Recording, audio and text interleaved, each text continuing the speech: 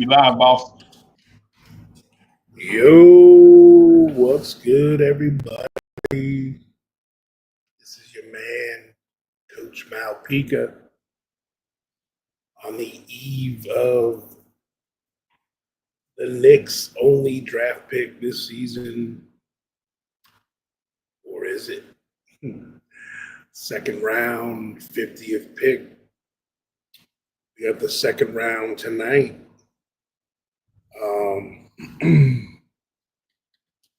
We gonna talk about some possibilities, what sleepers might fall down to us, if there's anybody worth jumping up for. By the looks of how people are treating draft picks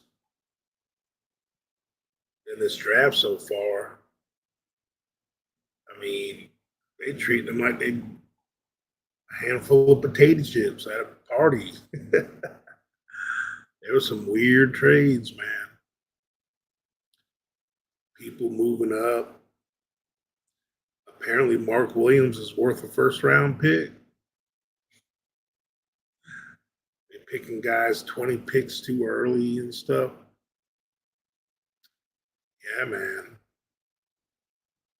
So, yeah, we're going to talk about the Knicks, some of the possibilities. Let me see if there's anybody in the chat yet. I don't see anybody talking yet. Let me go over to YouTube and check that out too. All right.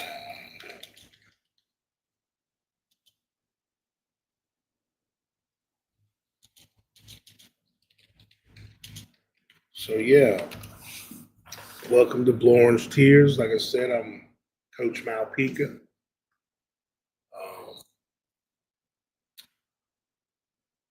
One of the only places you need to be for all your second round action. We're probably gonna hop on, play back, and watch the second round of the draft together. You guys are more than welcome to come see us over there. Orange Tears. Yeah, let's see. I'm just pulling up YouTube real quick. Yeah, Freezy and I, we talked about the first thing he said to me was, F those picks. Hey, Justo, what's good, brother? Because, look, man, there's a lot of teams scrambling, trying to position themselves. They wish they were in our position, bro. But we got some sure things on our team. This is a whole bunch of maybes. That's right. And none of these picks are Mikal Bridges yet. I got a long way to go to be him. And to be honest with you, look at all the. I mean, yeah, some first rounds have been hitting. First picks of the draft have been hitting here lately, but the lottery in general, it's hit and miss. A lot of the winners of the draft, to me, a lot of these guys that are stepping up and making a difference on their teams are these guys that are getting picked in the second round, late first rounders. They're being contributors. You know, not there's only so many lottery picks, so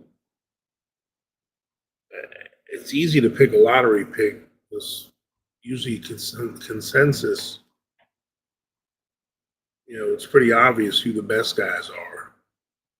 But the real skill is when you get them late round guys, the second round guys, and they turn into something. Look at our best player, Brunson, second rounder. Look at the best player in the league right now, arguably. Jokic, second rounder. The current MVP of the league, SGA, was the 11th pick. Yeah, it was the lottery. But 10 guys got picked ahead of him, including Obi Toppin.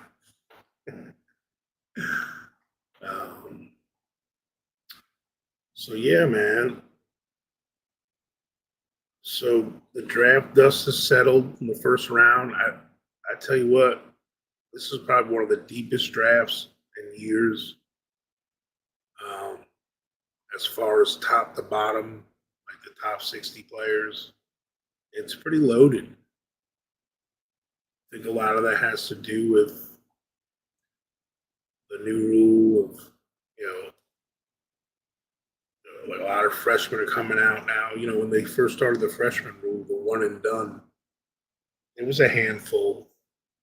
Now I think the first 7 or 8 picks were freshmen. And, you know, that's something the league is looking for. You know, they don't, if you're over 20, you know, they're like, well, he's got a couple extra years under his belt already. Not to say that a 23, 24-year-old rookie's too old, but a lot of them guys are falling to the second round because they got 2 or 3 years of development they can do themselves with a younger guy with upside, like we did with Pacome Dadier. Well,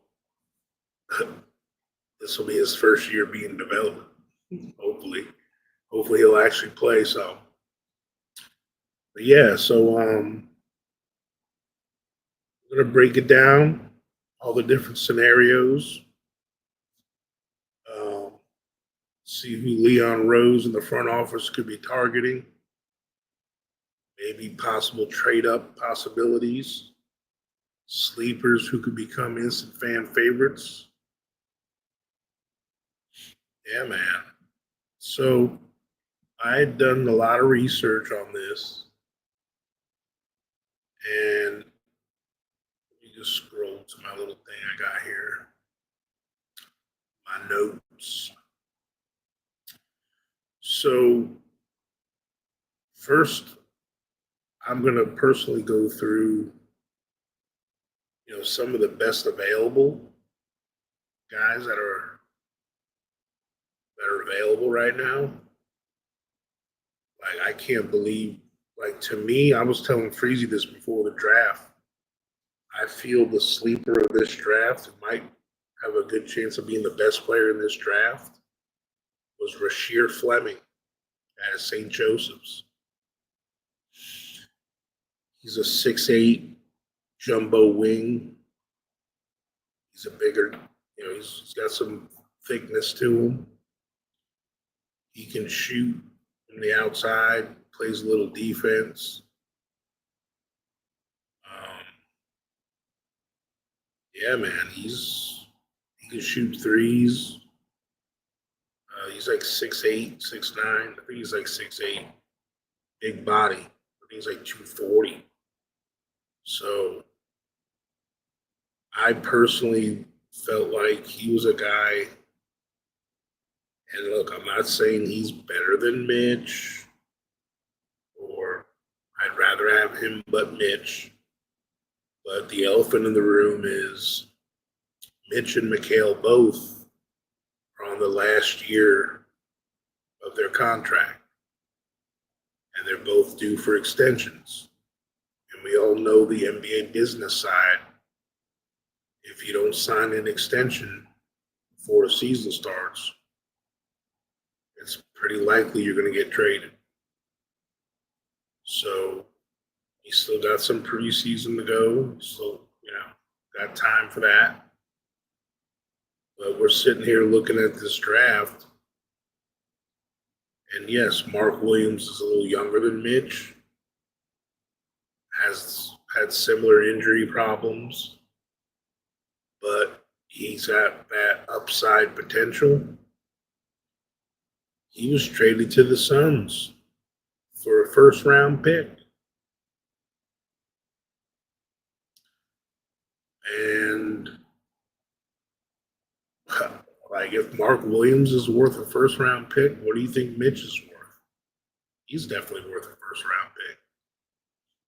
And I'm not saying like we should have reached and grabbed somebody, because this is a rare draft where I think we might get a quality player drop down to 50. But there's other players, there's other teams noticing some of these chips falling, because players like Coward and that young Hansen, the Chinese player, a couple of teams reach on them guys.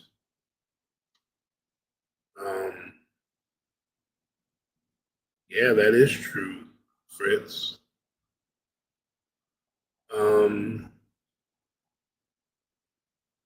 So basically, because a couple of guys were picked a little earlier than people expected, some good, more quality players fall down. And the Lakers earlier, not too long ago, just moved up 10 spots to the 45th pick. Oh, yeah, that Jameer Watkins Bo from FSU. Yeah, he's definitely someone, he's a sleeper that might slide down to us. He's someone I definitely look at. So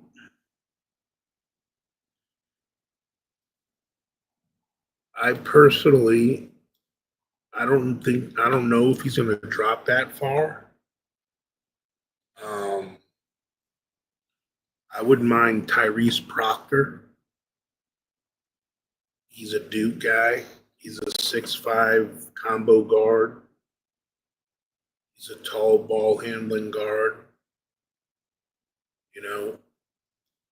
But I like to think he's going to get picked in that 35 to 45 range. But man, if someone like him could fall down to us,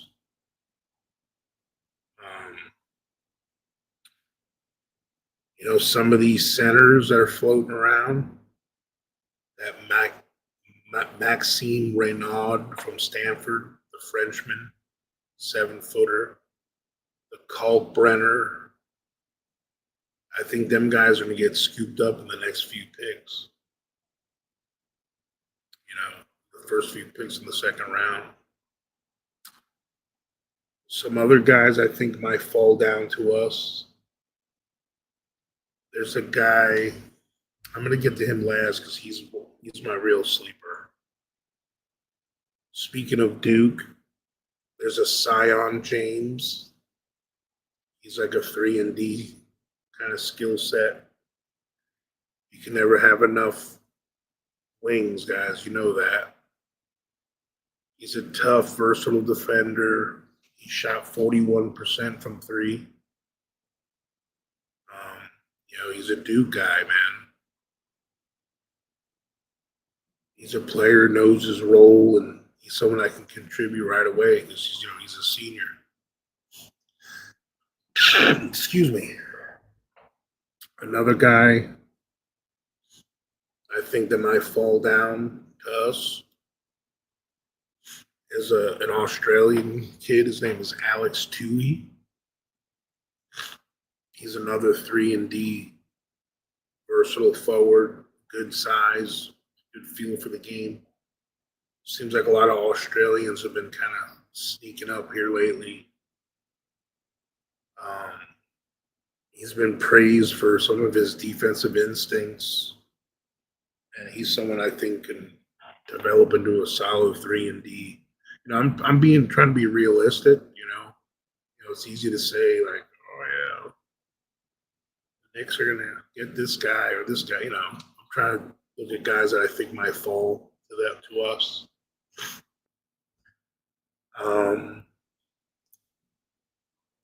The second round is loaded with really quality players.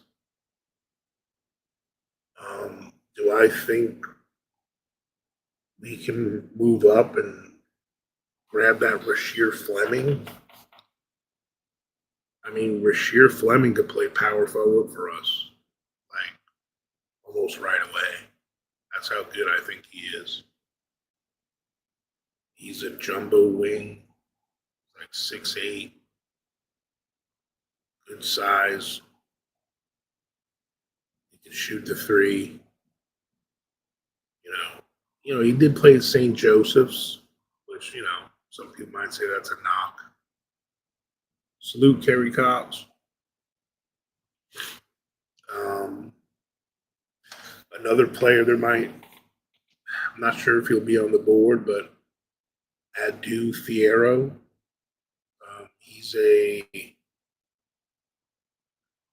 He's a player from. He's like a 3-4 kind of hybrid from Arkansas. He's like a bulldog on defense. He's got really good physical skills. He can guard multiple positions. I just don't think he's going to fall to us at 50.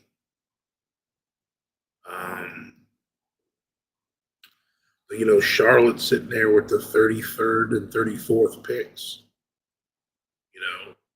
One of those two picks might be trade bait. Because they had a couple. What they had, one first round pick.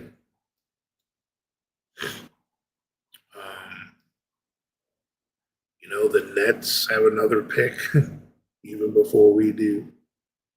They picked the whole 5-man rookie team in their first round.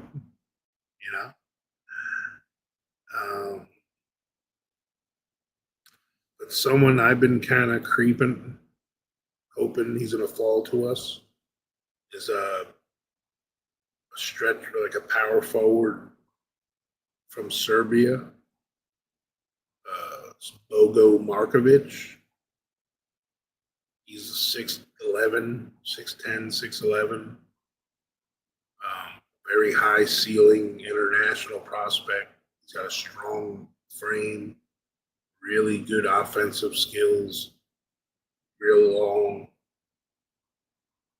I mean, let's face it, man. European players, man, they got them fundamentals. And we can use a lot of that. Someone mentioned Jameer Watkins from FSU. I really like him. He's a wing. He's like a high motor guy. He's like an aggressive defender. He's a playmaker too. He's like that perfect second round kind of pickup. Another guy I'm hoping to fall maybe to us, if we're looking at the shooting guard situation. There's that Hunter Salas. He's from Wake Forest. Salas is a proven college scorer. He's got athleticism to get to the rim. He's a good value pick, down in the 40 to 50 range.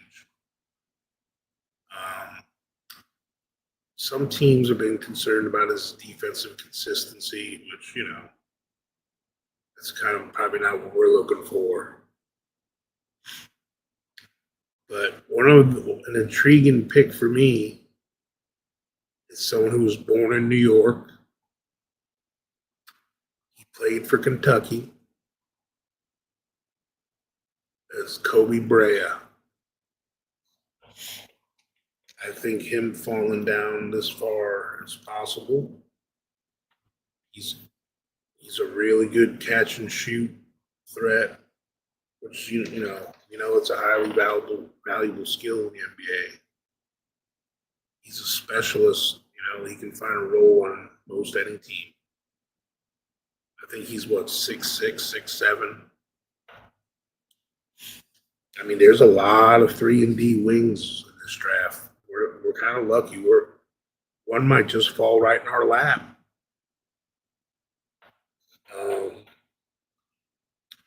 Yeah, I want to give everyone a shout out. Let's see in chat. Tori B, what's good, girl? Keith Turner, my man, Kerry Cox, obviously Fritz Alcindor, my main man, Wiz. You got Bo Ishmael, Juan B, Justo. Thanks you guys for coming and check this out. Like I said, we're going to be doing playback TV coverage, kind of talk about how the chips fall and what what possibility the Knicks might have. If anybody's really worth trading up for. Now, a trade for us would obviously involve a player, and the team would have to be someone that's got cap space to take on our salary, because it would be a combination of two things. It'd be a player we really want and a little bit of a mini salary dump, because like I said, I don't want to just get rid of Josh Hart for nothing. I don't want to get rid of Mitch for nothing. But, if one of those two guys get used for a trade, we're going to be pretty far under the first apron. And that opens up a lot of other possibilities for signings, a little more higher quality free agent. But no, it's got to be someone very special. I'm not going to just give up them guys for peanuts. Obviously, I don't want to get rid of them. I want to keep them. The only time it's going to be worth looking at those guys is if there's someone of worth that's really going to make our team better.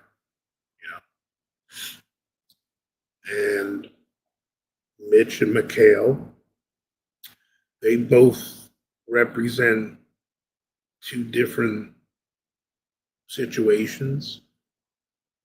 Mikal, he's in the last year of his deal, and it's kind of like the Julius Randle situation. If he chooses not to sign the extension that we offer him, he's probably going to be traded, because Leon Rose likes to have control of his players, and not in a negative way. He just doesn't want them to leave free agency for nothing, and he can get something in return. So, and because of Mikal Bridges' health, how good it is, he can bet on himself. He can say, you know what? Because look, the Knicks are going to offer him probably about 35 to 40. I know that's not a number a lot of us want to hear, but that's the going rate for a top 5 wing defender in the league that can also score you 17 points a game. So I know we wish we had more out of him, but that's just the league, man. That's the way it is.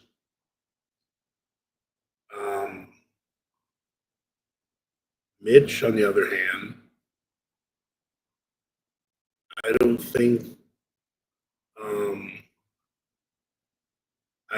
the Knicks want to take a chance of extending him too early, because if they extend Mitch, and God, I don't want to put it out there, but God forbid the injury bug comes around again, and we took a chance on an extension for Mitch, and now he's injured. So with Mitch and Mikal, we have two scenarios there where we're probably going to need to hear something and know something before the season.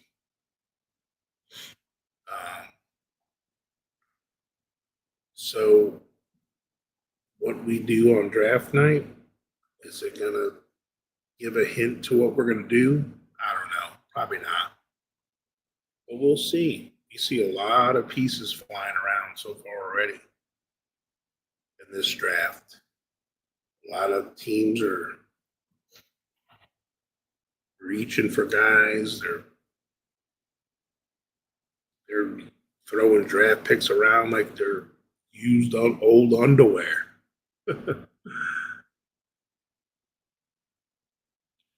So anyway, one of the guys I'm personally excited about, like I said, is that Boguslav Markovic. Like I said, he's a 6'10" power forward. He's only 19 years old. His offensive game is still raw, but his physical profile and youth are just so intriguing.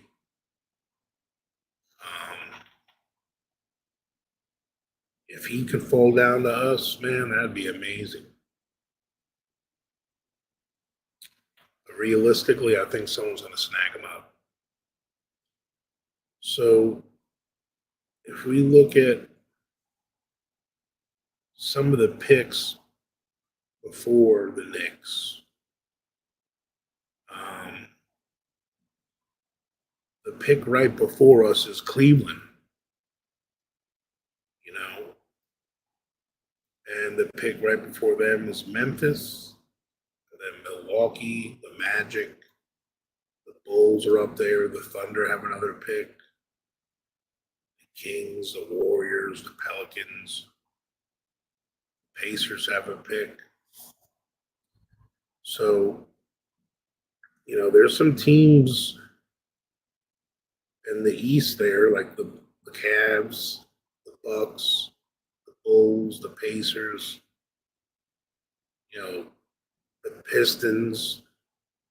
We might not want them to snag a player ahead of us that we really like, you know. So something to look into. Boston's making a lot of moves. They're trying not to just make this a gap year without Tatum. It looks like they're going to try to stay competitive, and good for them. You know, in the end, trust me, you know, it's F Boston anyway. But besides that, I mean, they're making moves, man. Yeah, I agree, Keith Turner. I've been saying since last year, Precious deserves a chance. He's still only 24 years old. Um, he's shown he can average a double-double when he gets the minutes. And he's got the jumbo wing build. I think, hey, Miguel P., Yuri Ark, Andrew K., welcome, welcome. You know, I think Tibbs has done him dirty the last 2 years, man. And I think with the right coach, he can be a. And look, I'm not saying let's count on Precious. You know, I mean, no, I mean, you know what? I think Precious is skilled enough to be a contributing rotational piece on a good team, man. I'm sorry, he's no different. He ain't much different than Obi Toppin to me. I'm just being real. Let's really look at it.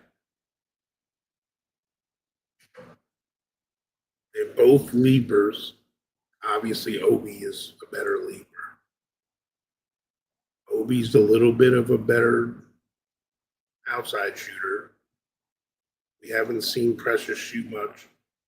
He's shot a few times. His shot ain't ugly. Looks like he can shoot. Probably didn't have the green light to do it all the time. So, you know, He's definitely a better rebounder than Obi. He's a better defender. They're built pretty similar. You know, he can contribute to our team the same way Obi Toppin contributed to the Pacers. You know, there's a lot worse fifth starters in the league than Precious, especially when you have other four starters or who they could be. Because I think Mitch, it's going to be better for his health if he. No, I'm not talking bad about Obi at all. I'm just talking Precious up. I'm just comparing how I think he can contribute to the Knicks the same way Obi did to the Pacers as far as where in the rotation and all that stuff. Not knocking him at all. Now, I was knocking Obi when people were saying they'd rather have him than Randall. Then we were going too far. That's when I was getting a little vicious about Obi. But now, besides that,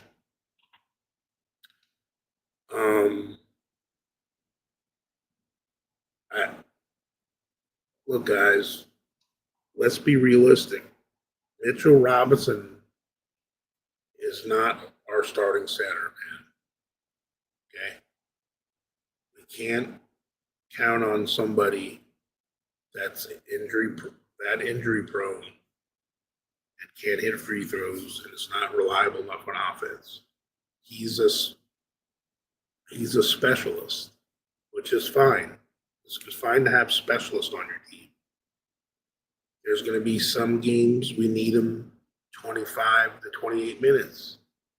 There's going to be some games we might only need him 15 minutes. And that's fine, because I think when we count on Mitch for that, he's going to last a whole year. Now, when everyone wants to, put him in at starter, let's throw him in 30 minutes, you guys are just going too far with it. So I think we have a young Huck Porty has a lot of promise. James Najee is a very intriguing prospect. They might look at them guys in the summer league and, they might make a decision with Mitch, man, earlier. So, and look, I'm not trying to make excuses or apologize for nothing. It's just a business. This is the last year of Mitch's contract. He played very well in the playoffs. But you can't pay your backup center in the NBA $20 million. Because Mitch is going to get anywhere from $20 to $30 million. He just is. Look at iHeart, got 28.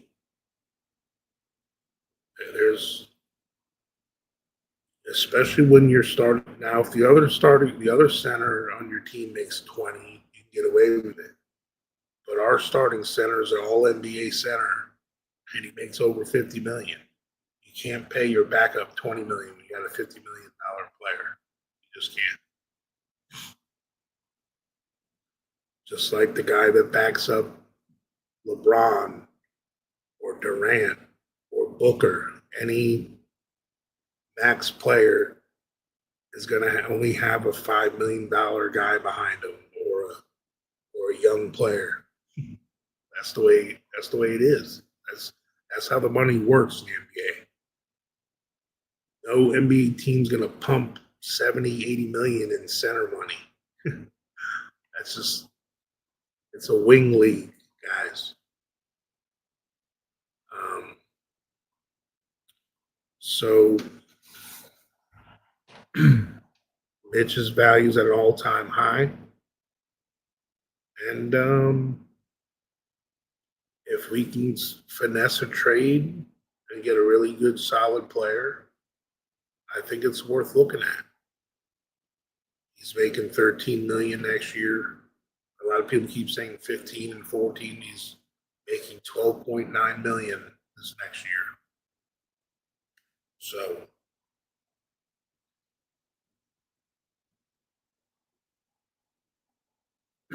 so with that being said, I'm gonna get back to the draft but some of the stuff needs to be talked about because Mitch and Bridges are the kind of pieces because of their salaries, because of their contracts in the last year that we got to talk about um, because they're the ones that are used as bargaining chips because we don't have young players that have played.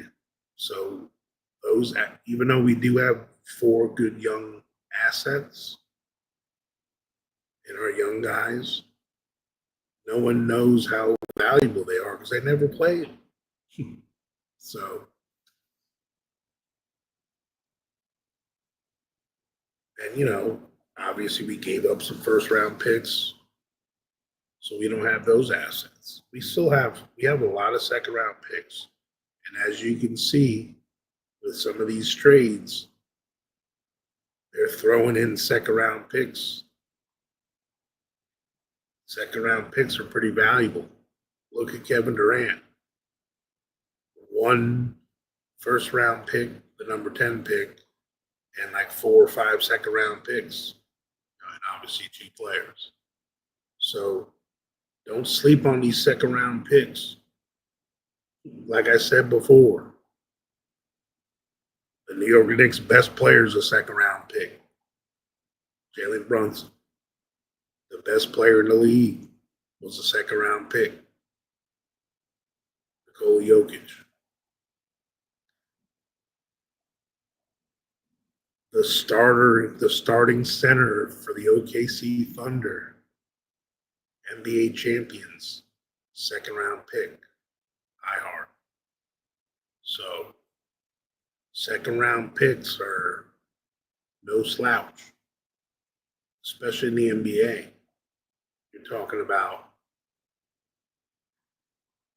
this is a very elite company. It's not easy to make an NBA roster.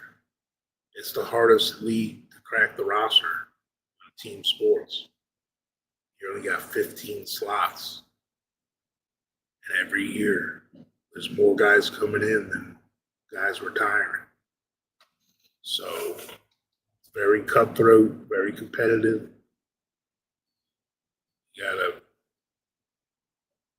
So if you have holes in your game, you can't stay healthy, you're gonna get looked at to be moved. That's just the business. You got to take our personal feelings out of it, guys. You just have to. And we can't complain that we gave up all these picks when we already got 4 young players that we picked up. That's why those 5 Brooklyn Nets cannot play. They will not have those 5 first round players they drafted and whoever their second round pick is this year. It's impossible to pay all those guys after their rookie deal's done. Like the Thunder is going to happen to the Thunder. The Brooklyn Nets are just playing the numbers game. Hopefully 2 of them guys hit. If 2 of those guys hit, lucky them. But that's a lot of first round picks where they still got to figure out what to do with Cam Thomas. I hear rumors about Nick Claxton and Cam Johnson. What are they going to do with them? You got all this young blood coming in now. So there's a lot of weird moves going on. There's teams that need a good center. I mean, look at the Pelicans. They got rid of Kelly Olynyk in that deal. He was their backup. And they wound up picking up Derek Queen. Well, I think he's kind of like a Zach Randolph type. He reminds me of. Um, he's a talented player. Yeah, I don't know how he's going to work with Zion, but Atlanta fleeced him. To me, Atlanta moved up 10 picks. I mean, they moved back 10 picks, and they got New Orleans' first round pick unprotected the following year. What? Does New Orleans think they're making the playoffs with that team next year? With DeJounte Murray hurt still? They were a 21 win team last year. In the West? I don't know, man. That might be a lottery pick, bro. What do the Pelicans do?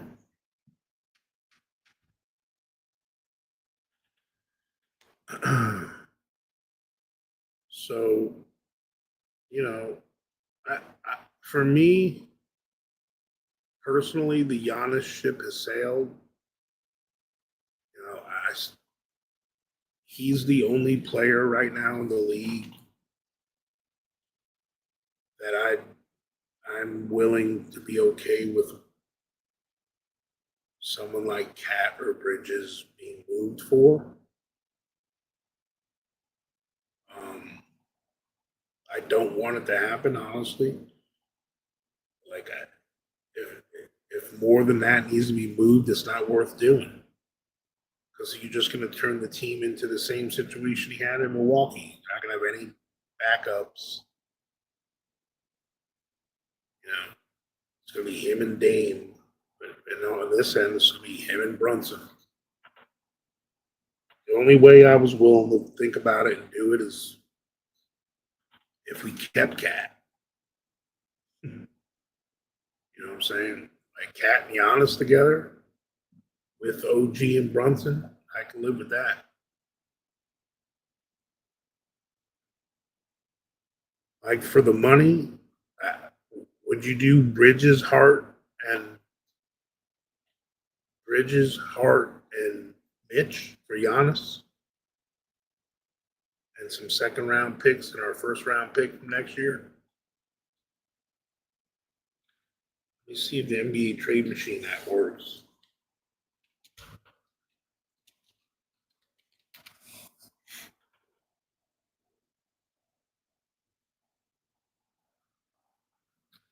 Let's see.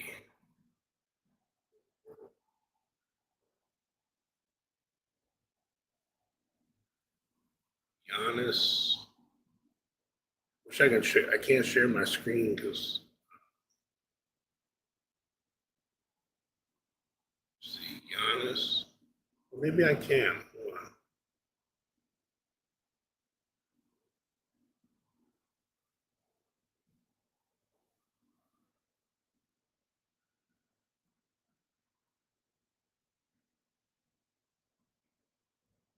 I don't know if you're backstage, Freezy. Maybe put this trade machine up on my screen. I don't know. All right. So anyway, so let me look. So we got Giannis to the Knicks, Mikal, Josh, and Mitch.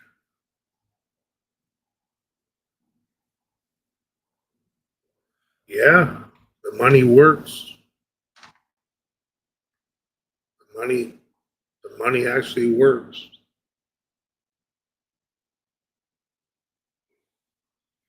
And actually, if we did that trade, we would be 2.8 million under the first apron.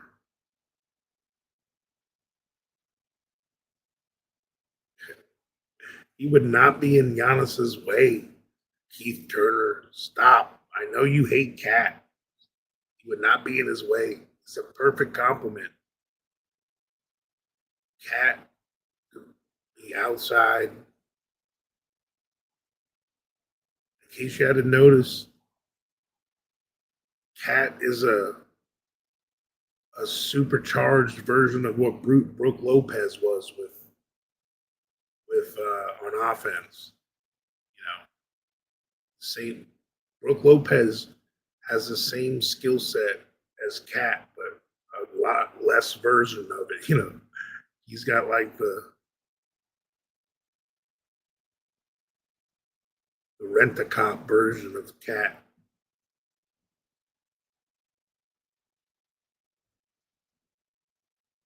So I think Cat's going to play better defense this year because we're going to have a different system. He ain't going to be no world beater or nothing.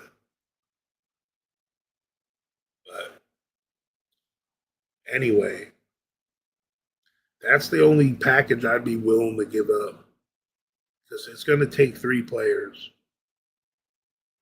And I ain't giving up Cat for him. It makes no sense. Giannis is in the center.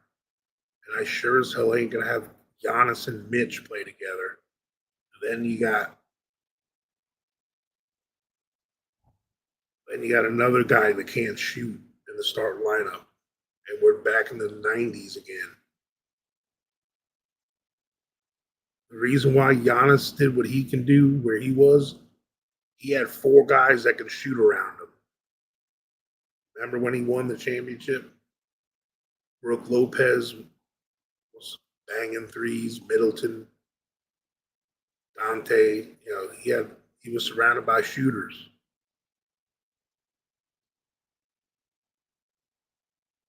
Yeah, back in the day, but the Milwaukee Buck Brooke Lopez was a stretch 5 on offense.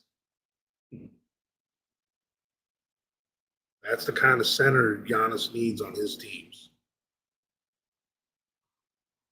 That's the kind of center most teams need to have. But yeah, so long story short, I'm not saying I want to do this trade, but it's just the money works with Mikal, Josh Hart, and Mitch. But that doesn't leave us much. We're going to have all vet minimums and rookies on the bench. So we're going to be taking away Hart and Mitch off our bench. So that's something we don't think about. We don't need another all-star here, guys.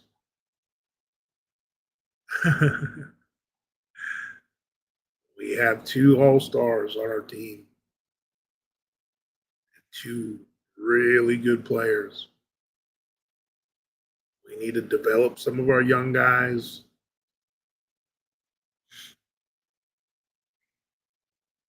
Sneak in a vet minimum or 2 here.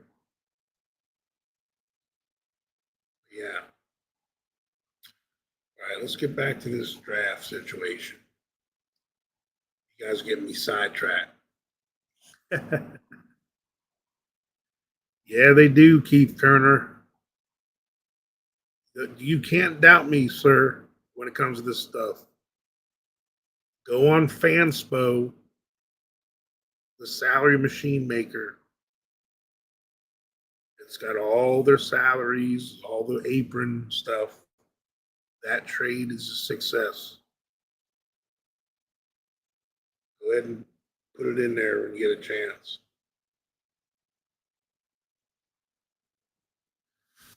Not only does the money work, we actually go under the apron 2.8 million with that trade.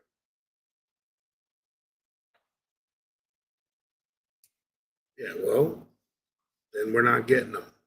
We don't need them. Stop star chasing. We already got stars here. And see, that's our problem. Knicks fans remind me of one of them girlfriends or wives that are never happy. It's never good enough.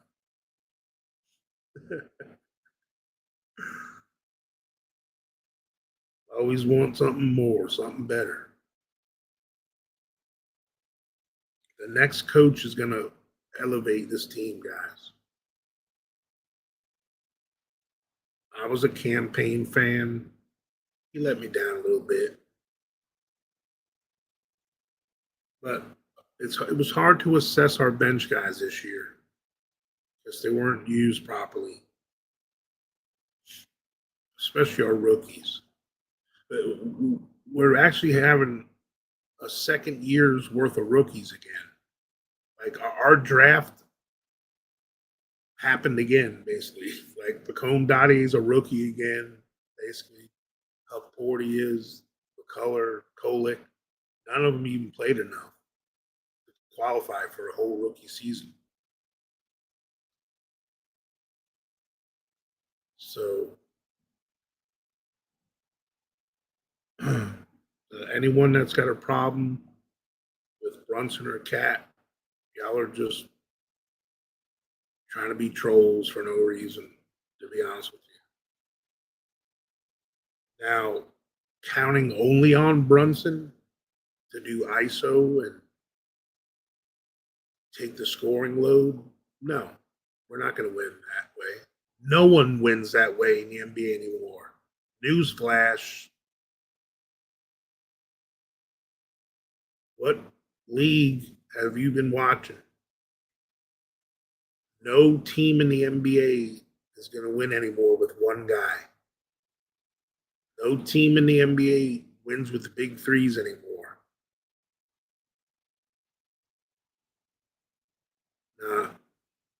I think Jalen Brunson's a very smart basketball player. He does what he's told. He follows the scheme of his coach. And I can guarantee with a different system, he's going to excel. I'm not going to stand for Jalen Brunson blasphemy. It's craziness.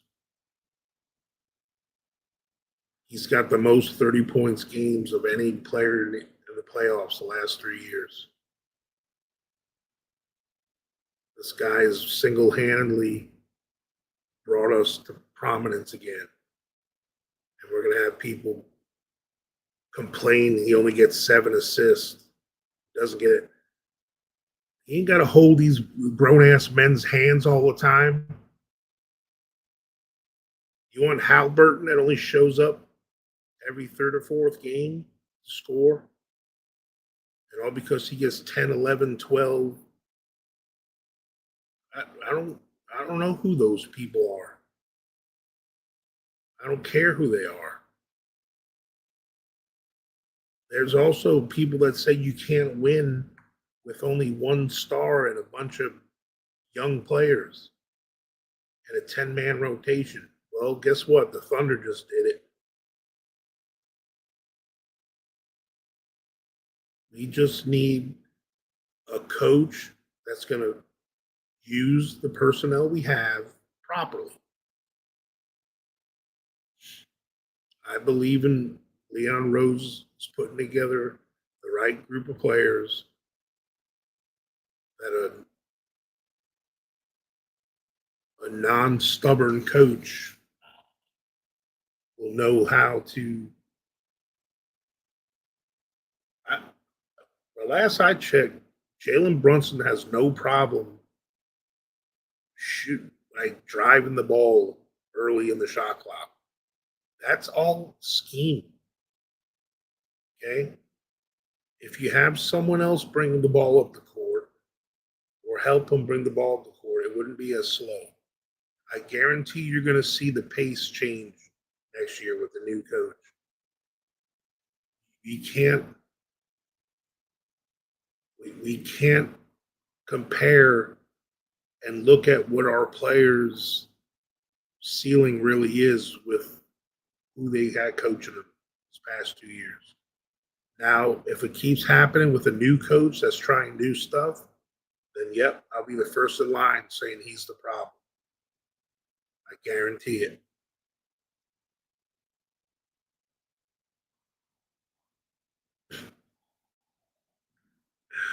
Bro, I just can't agree with that, Keith. Sorry. My favorite three players, I say this all the time last year, were iHeart, Julius, and Dante. And they're all gone. But Julius and Dante, that was a very even trade. The Cat is not scared of contact at all.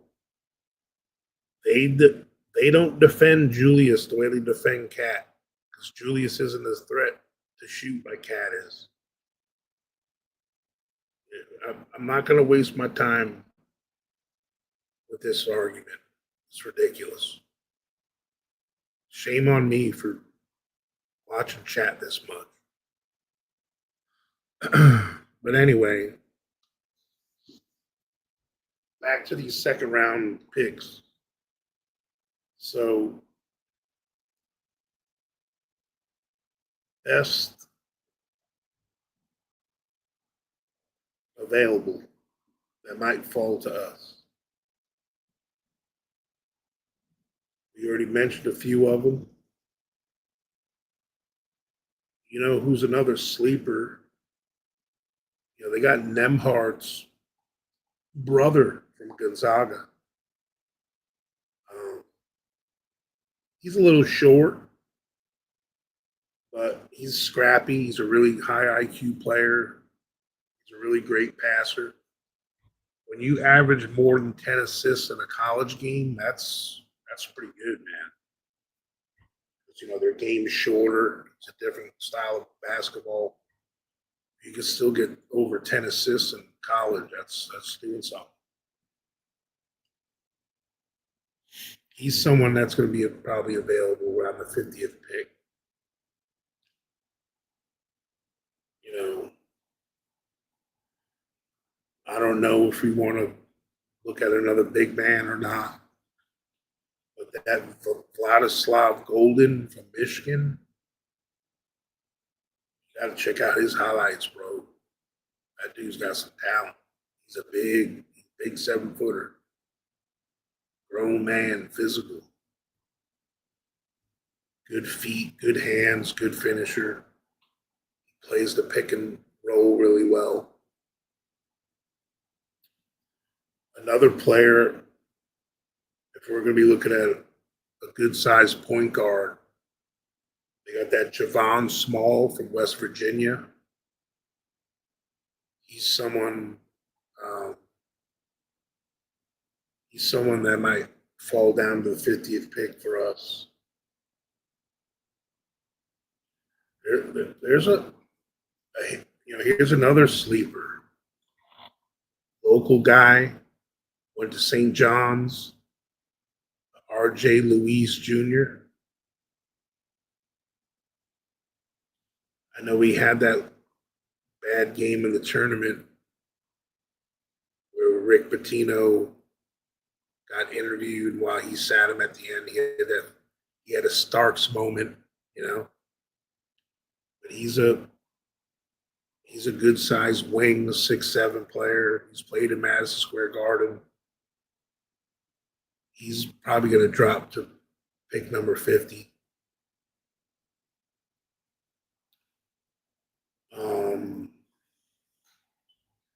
But yeah, man. So I really hope you guys. Um, I really hope you guys can make it to the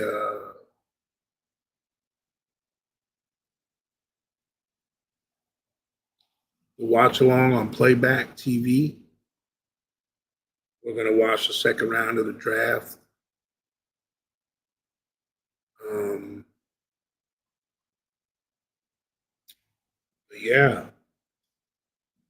go ahead and send. Yo, DSJ, what's good? If you guys have any other players that you're interested in down there at the 50th pick, you think might slide down. I, my dream pick is Tyrese Proctor if he falls down to us, but I don't think he's going to last. Tall point guards have been dropping off the board pretty quick.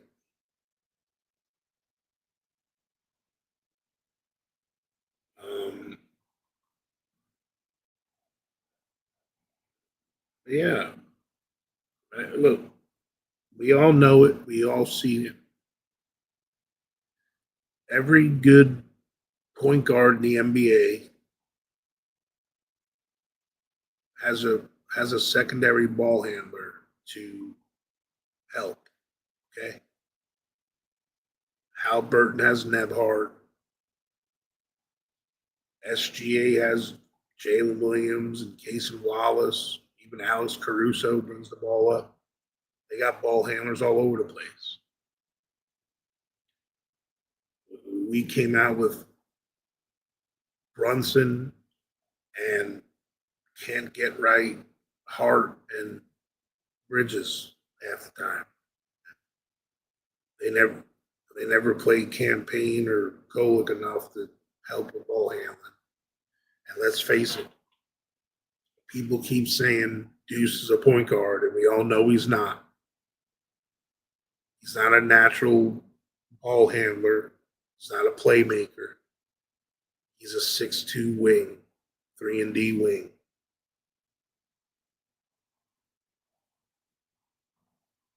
So I I really think that, yeah, I wish Kolek was bigger, stronger. If he was bigger and stronger, we wouldn't have been able to pick him at our pick. He would have been the 16th pick of the draft if he was bigger and stronger. There's a reason why he fell to us. He has a lot of skills. He's a great passer. He has very good instincts. He's an above average shooter from three. And he's shown in Summer League he can excel. So, yeah, I was really wanting that Danny Wolf is going to be a player, man. I can't believe he dropped that far. And look, the thing is, we have young player fatigue with Tibbs. Now we have to actually look forward to a coach that'll actually give the young guys a look. Like it used to be when we got young guys in here and we had the draft, it was like nothing to look forward to because you knew Tibbs wasn't going to play him. Like we had a whole team full of grab and stash guys, like they were from Europe or something. Hell, even the ninth pick, Obi Toppin, that's supposed to be someone that plays a lot of minutes on a team. He barely played. Only only rookie that he played like that was RJ. He was a number 3 pick. Gotta play. We were bad, so he really had to play. But look, Mitch is a second round pick. Deuce is a second round pick. We ain't got no first rounders on our team that play that we drafted. So my heartstrings, I love Deuce's scrappiness, blah blah blah. But dude, there's 20 guys in the league that do what Deuce does, and they're 6'7". Okay, let's face it, guys. Let's be honest with ourselves. All right, Deuce has had his chance, 3 or 4. He's the one of the young players that Tibbs actually gave a chance these last 2 years. All right. And yes, a little bit of a defense helps, but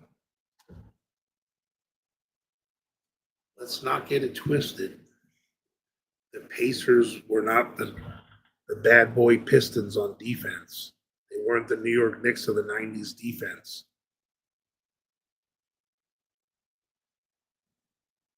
Sherwin, I'll name 20 young players in the NBA right now that make what Deuce makes, that are 6'7", that have his skill set.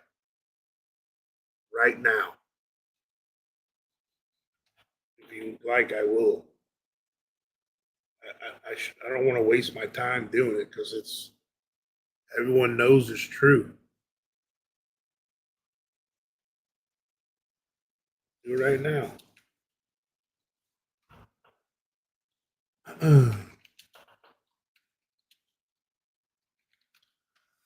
There's just look at this draft. There's already been at least 8 to 10 3-and-D wings that have been picked that have been 6'6" or taller, 6'7" or taller. And there's another 10 or 15 of them waiting to be picked in the second round.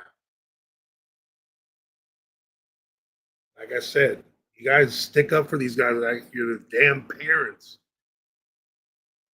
Miss McBride, Mr. McBride over here. Don't take it so personal.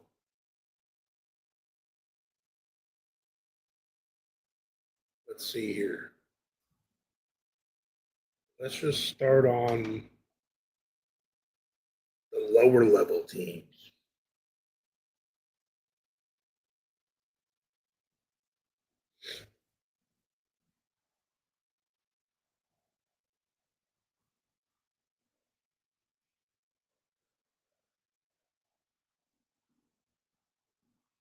Bilal Koulibaly is making $7 million. 6'6".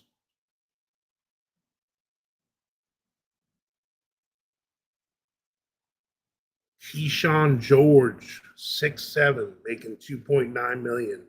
These are just guys on the Wizards.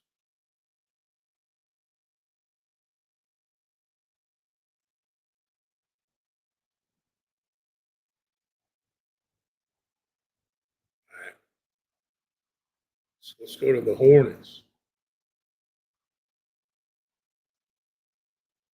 Brandon Miller's only making $11 million.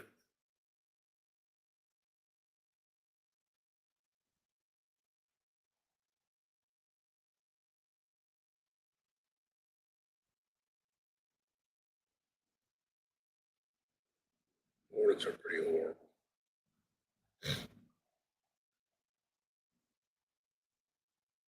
I'm just saying, there's a lot of guys. Deuce is 8. There's a reason why he's only making $4 million, dude. He's 6'2". He can every time he shoots, he's open. He should be making a lot of them threes. He doesn't know.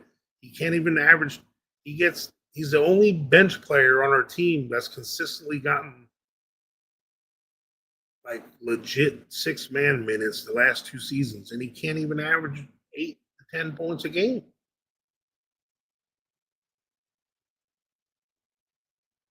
And he gets all the shots he wants with the second unit.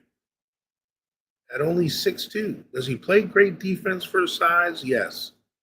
But anyone that's 6'4" or taller, just shoot over him. I agree. If Deuce was 6'6", I wouldn't be having this conversation. I mean, it's a shame that it's tied to height, but it's part of the league. That's what the problem with Josh Hart is. We had a coach playing him like a power forward when he's only 6'4". He's a shooting guard with power forward skills that can't friggin' shoot. The position name is shooting guard, and he can't shoot. Does he do other things well? Yes. Not denying it at all. Josh Hart has value. But there's two things Josh needs to do. He either needs to grow 3 inches, that ain't happening, or get a shot. Josh keeps if Josh keeps working on his jump shot, can make threes and shoot them consistently, and drive to the rim more often. Stop being so weird about it. He could be a shooting guard in this league, man. I mean, that's all he has to do.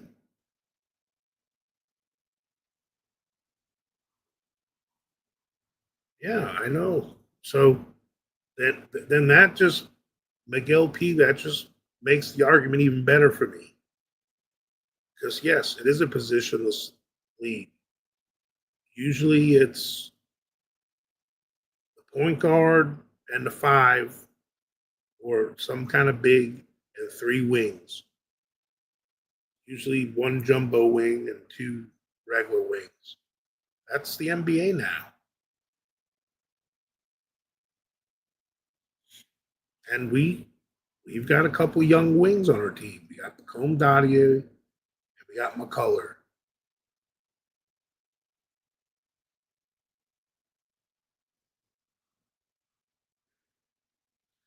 How many players in the league are as elite as Cat and Brunson and play above average defense?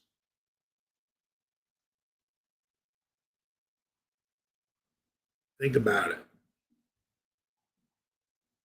I'm talking about the total package offensively. I'll wait. Probably Tatum.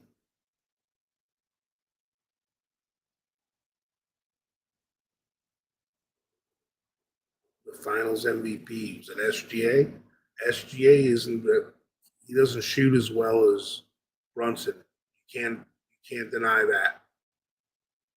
That man did push off drives the whole damn series. His layup and short 2 package. Not knocking him. But he ain't all world on defense either. He's decent. He's got a lot of good defenders around him in a good system that fits. That's what I'm saying. You get a good coach, you put 3 above average defenders around Brunson and Cat. They both play good enough zone defense and just man to man defense to do well. With all this switching crap and making it like freaking calculus on defense is dumb. Just dumb. Why would you do that with Brunson and Cat and then Hart being a mental midget? Makes no sense at all.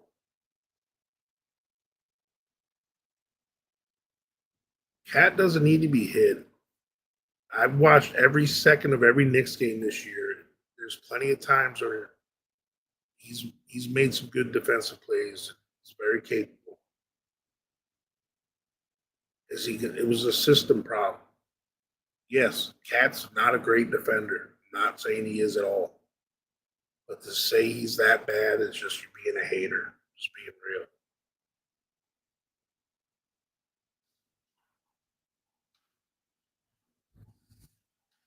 It's an effort thing, man. He needs to be put in more effort. He admits it. He admitted it himself.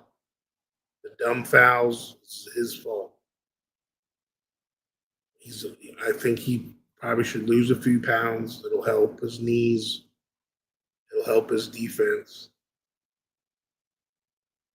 Oh man,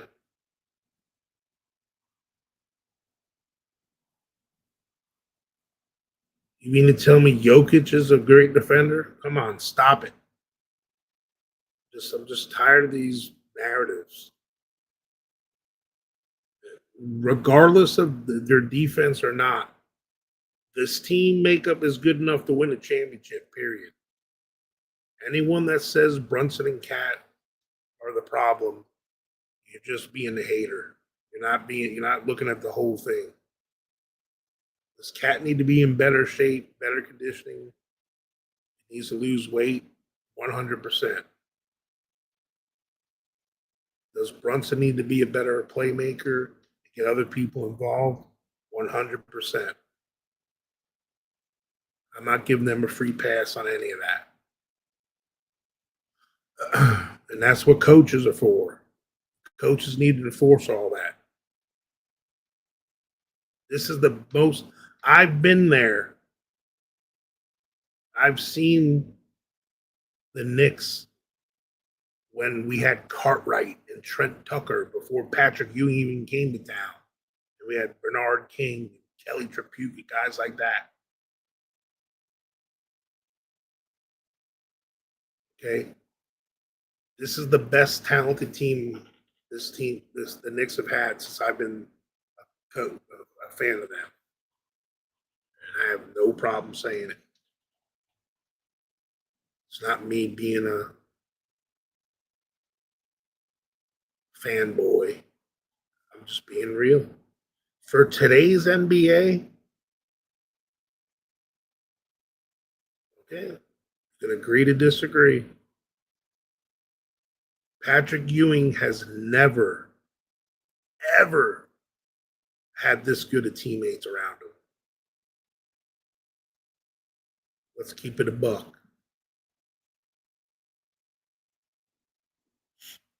And Patrick Ewing's my favorite player ever. Okay.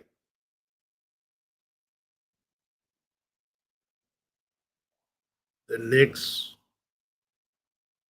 that was the last gift we got in the draft.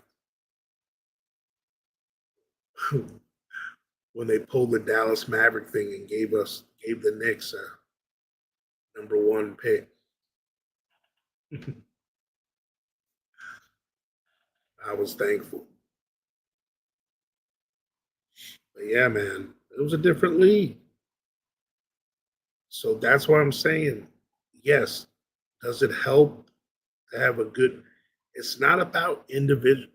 See, defense, it's a team thing, man. It's a system. Everyone's got to buy in, including Cat, including Brunson. But they're both athletic enough and skilled enough to work a defensive system. It's an attitude. It's an attitude defense. Okay. The Thunder, they're a good defensive team. They're young. They got energy. It's an attitude. It almost got them in trouble. You know, they didn't dominate. They got in trouble a few times because they had a lot of long stretches of not scoring. The NBA is a scoring league too, man. You can't just be like, oh, defense wins. No, it don't. You got to score too, man. No one's hiding the center. Sure, I'm not going to do this with you, dude. You do this every time in chat. You just take over the narrative with the cat stuff. Just enough's enough. I'm not doing it. We're talking about the draft right now. Deal with it. You have an all NBA third team center on your team. And he's not Mitchell Robinson on defense. Sorry.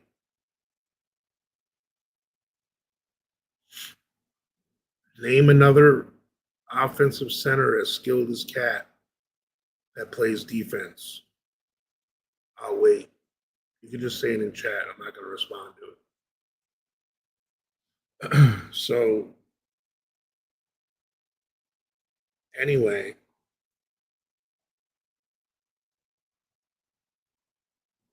we have a chance to pick someone at 50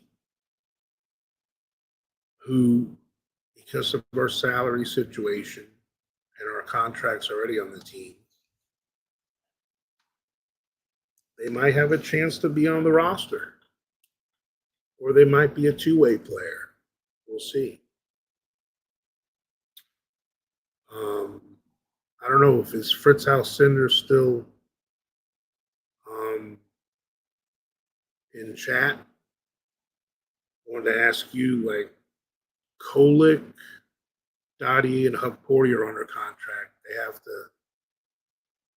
have to sign.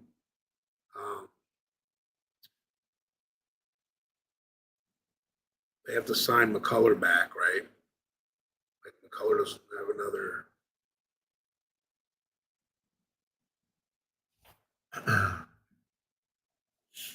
But yeah. Oh, basically, the Knicks are. See, this is some of you guys speak on the money and you don't know what you're talking about. Okay. The Knicks were only 365,000 above the first apron. Okay. That's with all our cap holds. Okay. We have an $11.4 million cap hold on Precious, 2.2 million cap hold on Tucker, a 2.2, like they put cap holds on their free agents. Okay. So our cap hold free agents are Precious, PJ, Cam, Landry, DeLon, Beauchamp, McCullough, and Anton Watson. Okay. If you renounce all those cap holds, you're under the cap. I mean, you're under the first apron. And then you can sign a couple guys, like mid-level exception and all that stuff. But I think, if Precious, I mean, Precious is going to have to do us a favor. And we ain't no guarantee. Like, Precious is a free agent, guys. We don't automatically get to sign Precious back. He's an unrestricted free agent. Okay.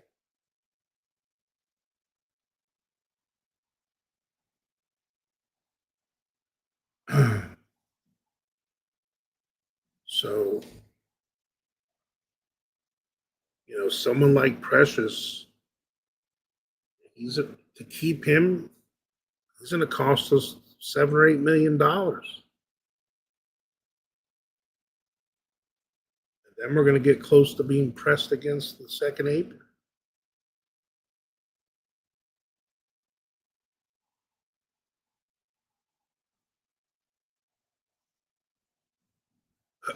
Jokic is not a defender. Embiid is not a defender per se. Okay.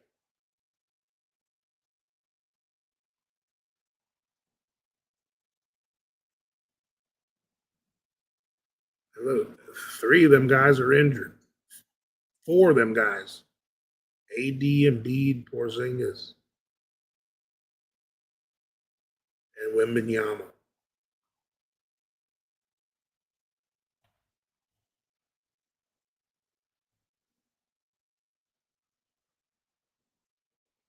Yeah, of course he is. But look at some of the guys there's MVPs on that list, guys. And I'm sorry, when Cat played Bam Adebayo, he bitched him, bro. On both sides of the floor. He dominated Bam. Okay. He's not a good defender. I get it. But he's not the worst. You guys are just reaching. Just stop it. You're trying to get me triggered. You're going to get me in trouble with Freezy, bro. He told me not to be listening to y'all. I'm giving y'all benefit of the doubt.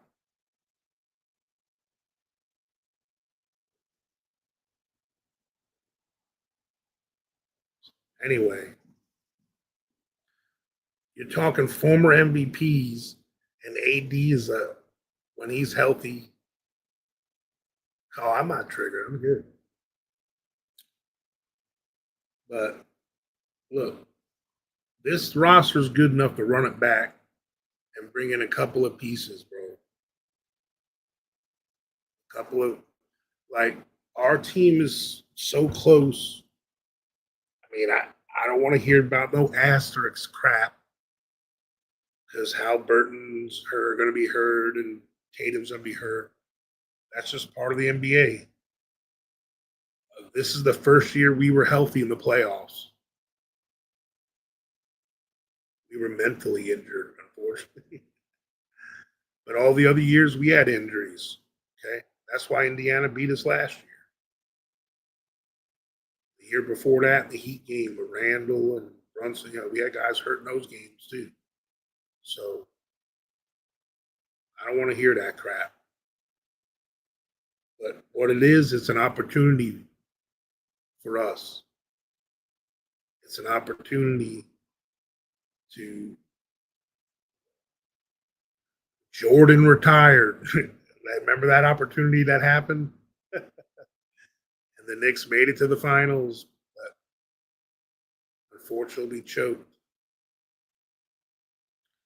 So the thing is,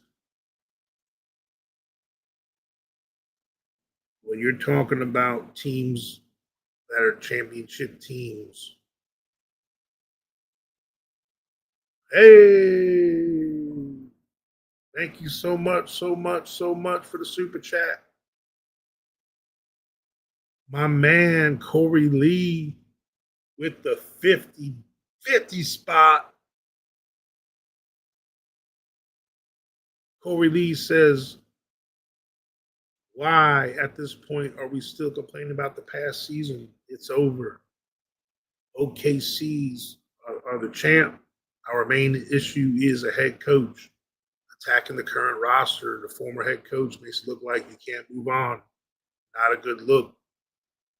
You're better, not bitter. Thank you, sir. Thank you for the reminder, my friend. You're right, 100%. I'm excited for the new coach. Speaking of that, yesterday they did interview Borrega. So, they're definitely, and they interviewed Nori. So they're doing their due diligence, guys. They're looking at, they're leaving no stone unturned. This is an important decision that shouldn't be rushed. So, and, teams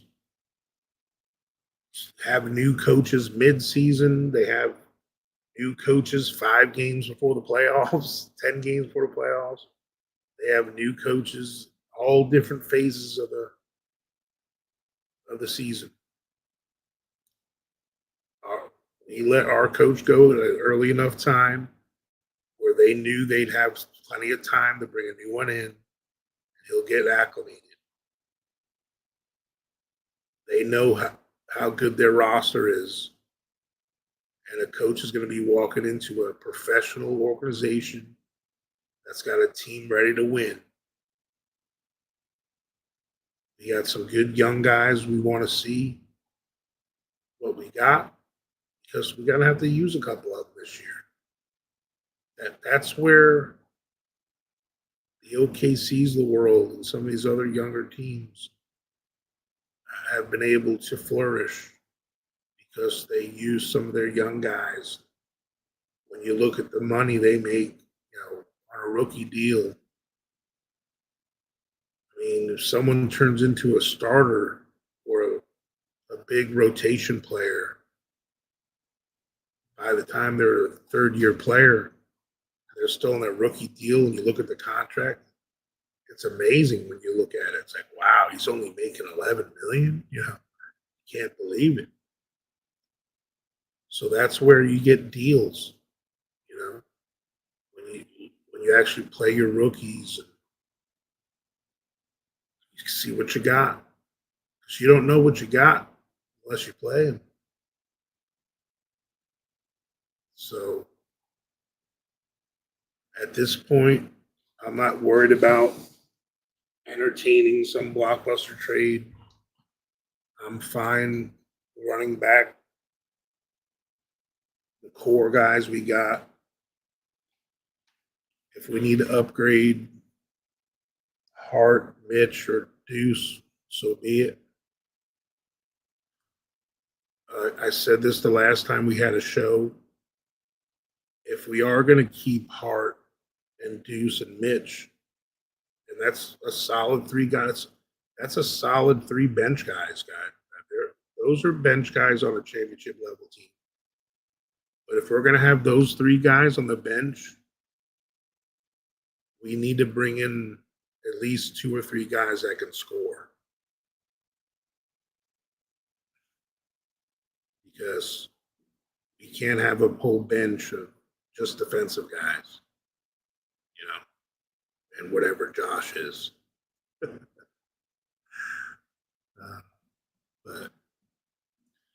yeah, the money works on those kind of trades. You can actually trade Josh and Deuce for Rui and Connect. The money works. If you do Mitch and Connect, Mitch and Deuce for Rui, you can't do that because the money doesn't work. Because Rui makes 18.1 million, but Josh makes 19, so the money works. Connect makes 4 million, and trust me, because I've looked at that trade a bunch. Yeah, no. But right now, I'm worried about who we're going to get with the 50th pick. We're going to trade up. We're going to stay put. Luckily, this draft is loaded, in my opinion.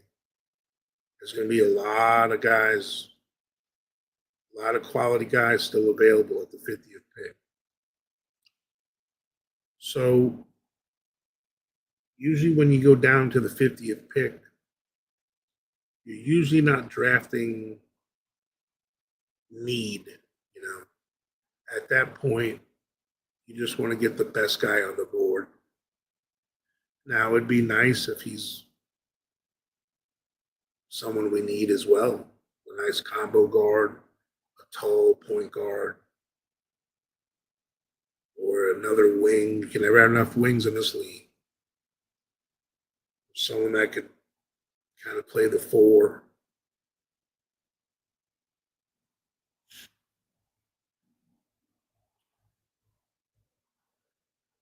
Well, there's a few 6'7" kids that are shoot pretty well. You got Brea from Kentucky, fits that mold. I wouldn't say he's the best shooter in the draft. He's a New York kid. Um, like I said earlier, there's talent out there. Yeah, Kobe Brea from Kentucky. I think he's from Washington Heights, New York. He was born.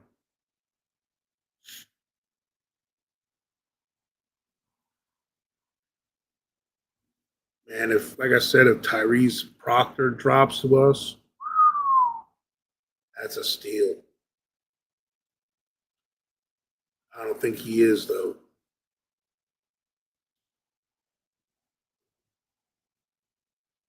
I still can't believe Rasheer Fleming's available. I'd put him at the four right now in our starting lineup. That's what I think of him.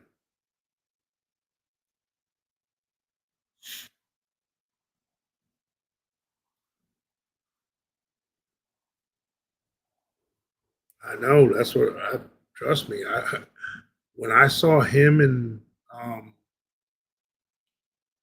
when I saw Fleming and Randy Wolf still available, like late in the draft, I was like, bro, we need to go up and get Randy Wolf, bro.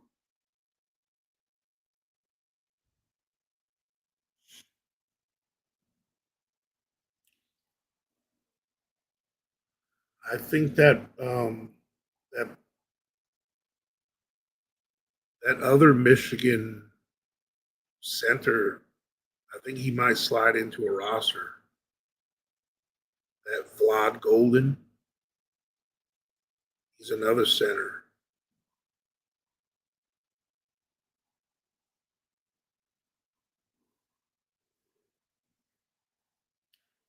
But I like that Alex Toohey from Australia.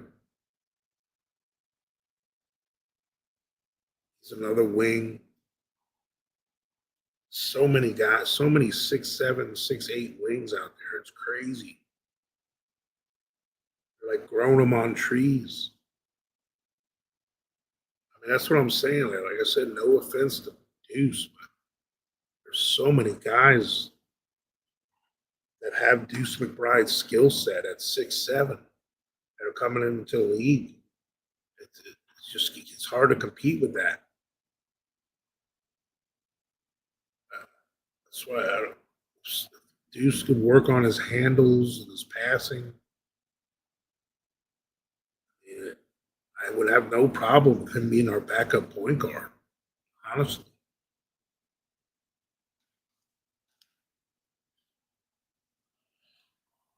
But at this point, if we, I think the Knicks have enough upside and potential in the eyes of other professionals now, veterans in the league. There's going to be some veterans that'll take less money to come to us. I know for sure. I kind of like the way Westbrook made the vet minimum for the Nuggets. Like there's guys around the league doing that right now.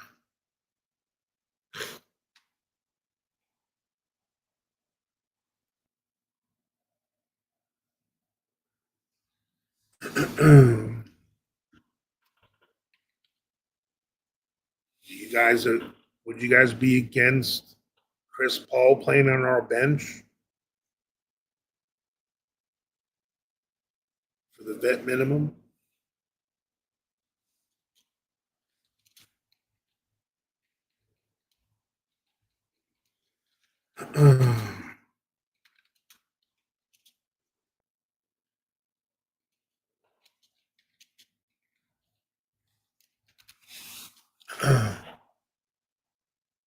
So,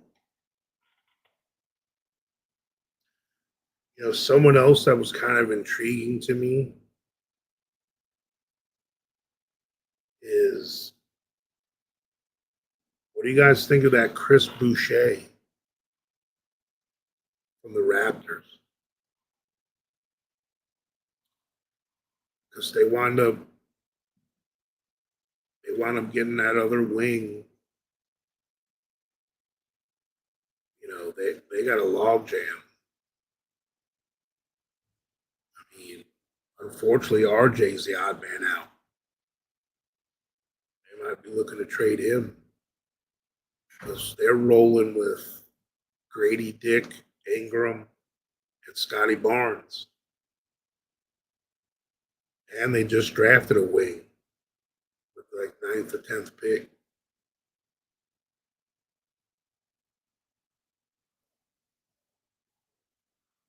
Yeah, I think Boucher is like he makes 10 million right now. I'm just gonna keep it real, guys. It's probably gonna have to be like a just for the money to match and the and what the Raptors need. It's probably gonna be Mitch situation. Then we get to keep $3 million, dude.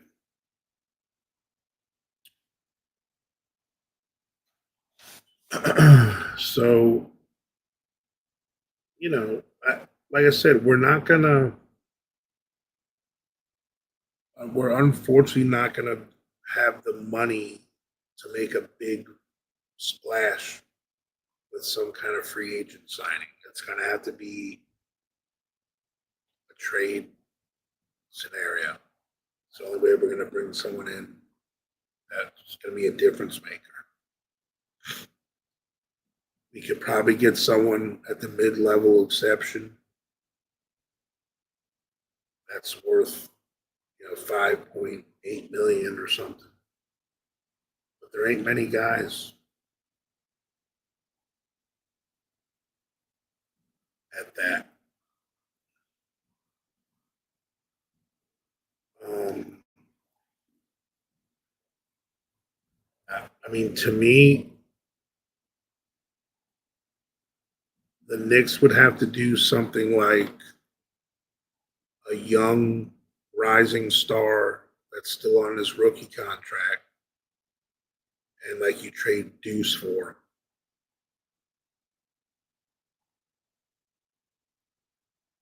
Yeah, you know, and then that's why when I say Josh, Mitch, and Deuce are the trade bait, it's not because I want them to get the hell out of here. I just they're they're making a certain amount of money that's going to get you the kind of player we want in return back. You know what I mean? You can't expect to throw a $4 million guy or one of the rookies and then expect to get a decent player back. It's just not going to happen. You know? So you got to be willing to give up something to get something. Just like, you know, Charlotte traded Mark Williams to the Suns for a first round pick. And but Mark Williams was only making like I want to say 4 million or something. He was still on his rookie deal. Yeah, we have to me our right now our whole bench is defense. We need to draft like when I bring up a draft guy, I want an offensive guy. I mean, everyone's so hooked on, oh, he's no good at defense. Well, we got enough guys on our bench with defense. It's okay if we draft a guy that's got an offensive bag that needs a little work on D. I'm okay with that.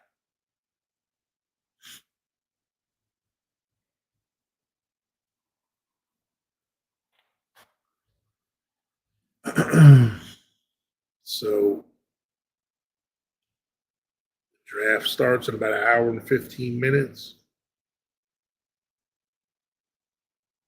The Minnesota Timberwolves have the first pick in the second round. There's already rumors saying they're looking at Rasheer Fleming, but he's kind of like a Randall type. He's built like Randall, actually. Um, he didn't have the post game like Randall did coming out of college, but he's a better shooter coming out of college.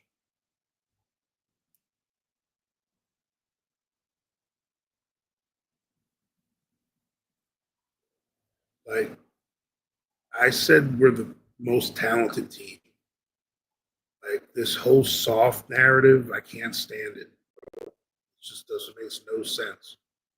Like, what do you want? Everyone to have a boxing match and push each other around and play goon basketball? No, not a fan.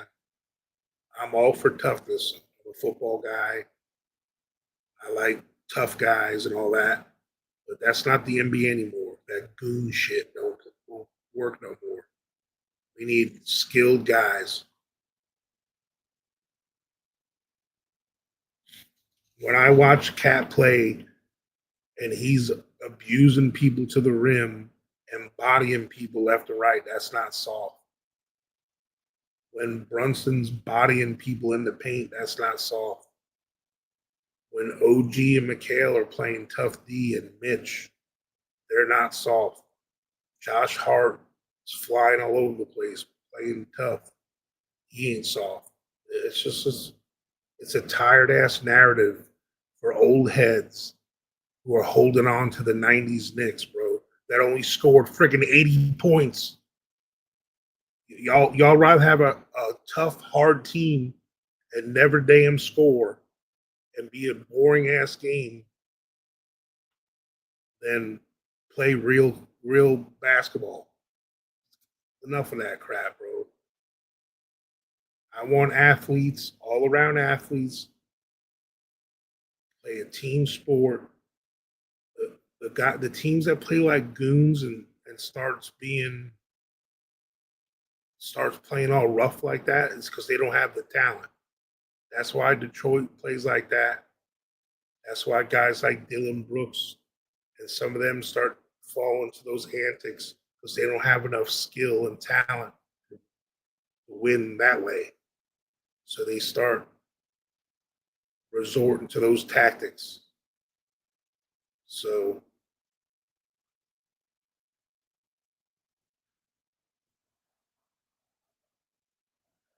I personally don't think we are. And I'm not here to make excuses for nobody. Trust me. I have eyes. I've been an athlete and a coach for 40 of my 50 years of my life. I'm 50 years old.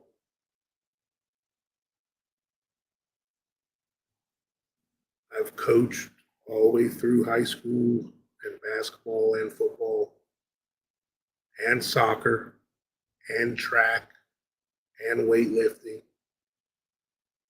and lacrosse. I've played professional and college football. I know what hard is. I know what tough is. And this team ain't soft, bro. Trust me. If they were like Charmin, I'd be the first one in line to say they're like Charmin.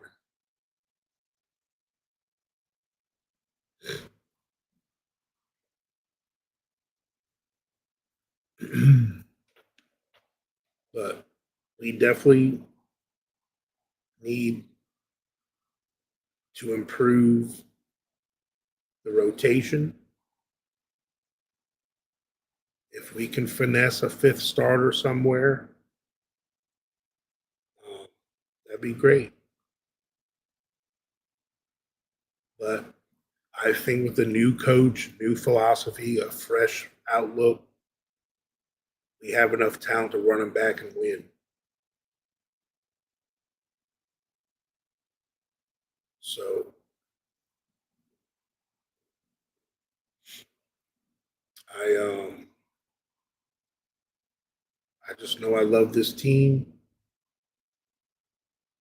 Win or lose, we're all fam. We all want the same thing, you know. But I'm not going to sacrifice myself just being like I'd rather be wrong every time and win than have an "I told you so" in my back pocket,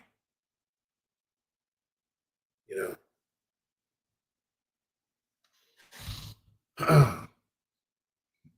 Like I can give two shits about being right or "I told you so."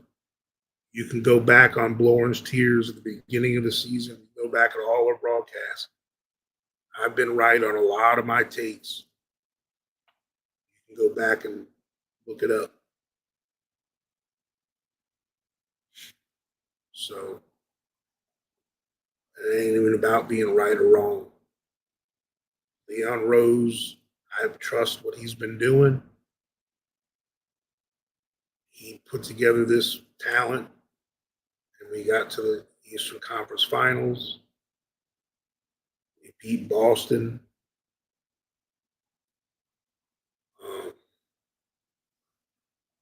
definitely in the upward trajectory. And now we got someone else that's going to drive this, because we have a high speed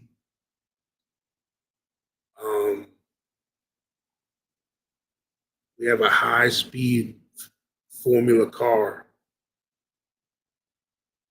and we need the right driver for it. So that's what we're looking for right now. I'm looking forward to it. A nice fresh outlook.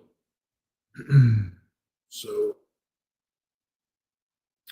with that being said, we ran about 2 hours.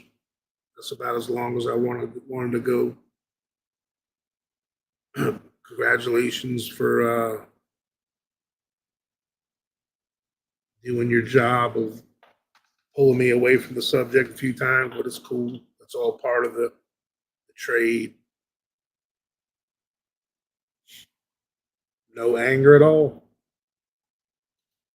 I stand 10 toes down on my opinions and my outlooks, and so do y'all. We're all grown people here.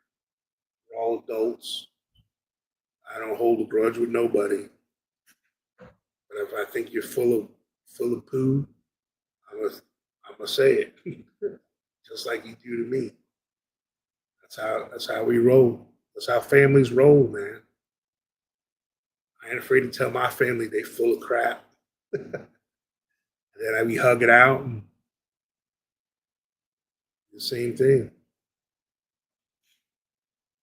You know, that's what we do here, man. We all have our opinions about what we want from a team, but we all want the same thing. We all want that chip. And when we're popping them champagne bottles and Hennessy and some Maker's Mark, we'll all be hugging it out, and dancing and moving on up. Yeah, we'll be having a good old time. I can't wait. But this is the year to do it. The front office knows. They see the writings on the wall, guys. And my name is Maximus Decimus Meridius. Hey, there he is. Salute, chat. We have a huge opportunity, and they know it, you know, with Halliburton and Dame, and Tatum. You know, the East is, the path is a little easier. And we can't just.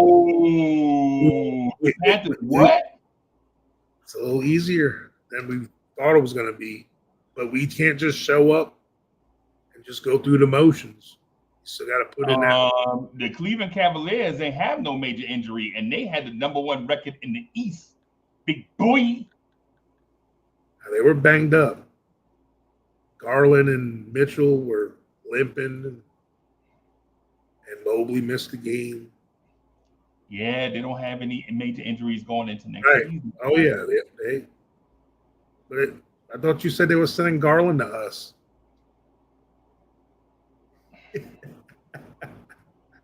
I said we needed a point guard. Yeah. Well, right. And yo, I ain't gonna front, man. Yo, Cleveland is one of those teams that kind of. Yo, did you read this Corey Lee super chat? I did. Okay. I read it. Okay. All right. Salute to my guy Corey Lee, man. Salute to the chat, man. Salute all. Yeah, Coach was rocking, man. I was watching. I was like, yo, I ain't gonna jump in here and say that. Andrew College, sir. Coach. While, hey, Coach, let me say, I'm gonna just say this to our people on X. Shout out to our people on X. Bro, they be in here. Yes, sir. Yo, we got 15 people right now watching us on X in the afternoon. Yo, it's usually hard for us to even get like 5. And they here. Yes, sir. They in here. Yeah, man. Salute, man. Salute to everybody in the chat, man. I see y'all. Yeah, I see y'all, man. Shout out to your coach, point guard, bro. Why you ain't talk about point guard? Would I you want to know. go find you want to sign another Cameron Payne type point guard? Just No, you want a I Cameron said Payne I said Tyrese Proctor. I wanted him to fall to us. oh yeah. That's like the dream one. Yeah, yeah. But I think that was Javon Wells from West Virginia. He might be a little sleeper there too on Yeah, guard. man. But all the tall ones are getting snagged up, bro. Early, bro. You know why? Yeah, they're good to have. They can see over Nick, the defense. hey, Chat. Hey, Chat. We need to tell Coach the critique that we have for coaches when we watch the show. We got to see his eyes. Like Coach Yes. got to be in the camera. We need to see Coach eyes in the camera, Yep. right? But hey, as far as the stuff go, man, bro, I'm with you. I don't want to do Mitch or Deuce or Josh though.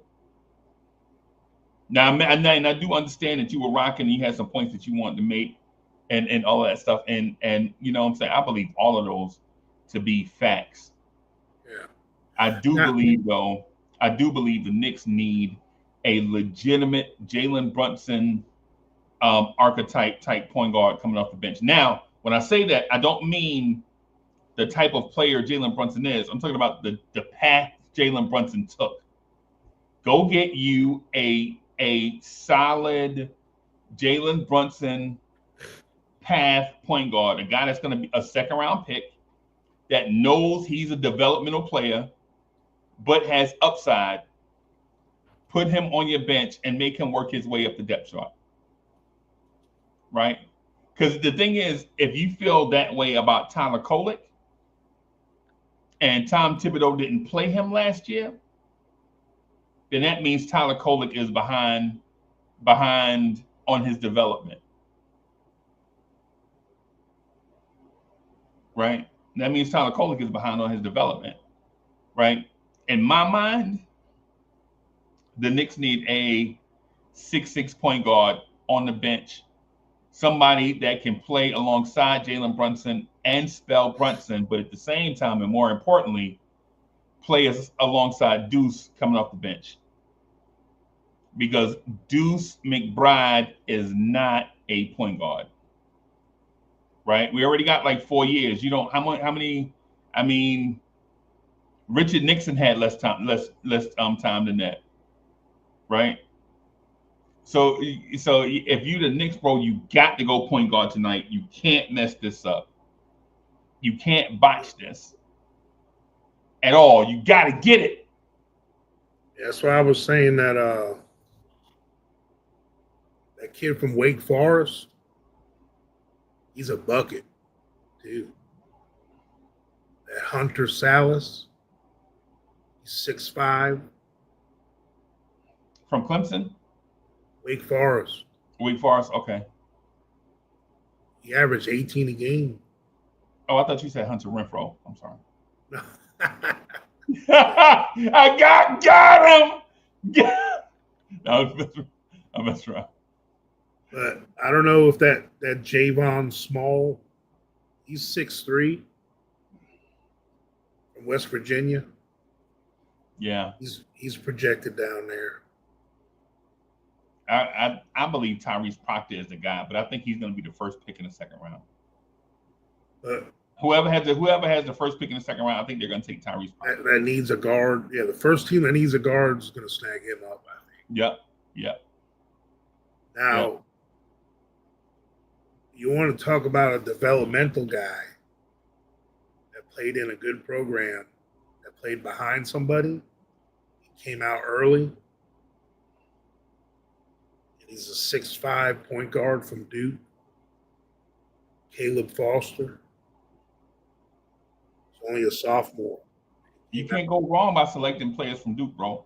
I know. As long as you don't draft a North Carolina guy or a Florida State guy, you straight. But if you grab a guy from Duke, Yeah. Grab a guy from Duke, man. You know, I but mean, yeah. There's this kid from Greece I like too, though. He's a 6'8" point guard. I love Neok- this. Keep this going, coach. I love this. I know the guy you talking about, man. Keep it going, bro. Don't stop. Don't stop. Come on, Neoklis, man. Neoklis Abdalis, 6'8" guard out of What Greece. dreams are made of, bro. What That dude, made of this dude, bro. you got to see. Now, His he's raw. IQ is upstairs, bro. Yeah. He's raw. Like he's got highlights and he's got some lowlights, Defense But that comes with and strength. he makes young, young raw player mistakes, But 6'8" with point guard skills like that. 6'8" without shoes, everybody. Yep. This dude is measured 6'8" without shoes.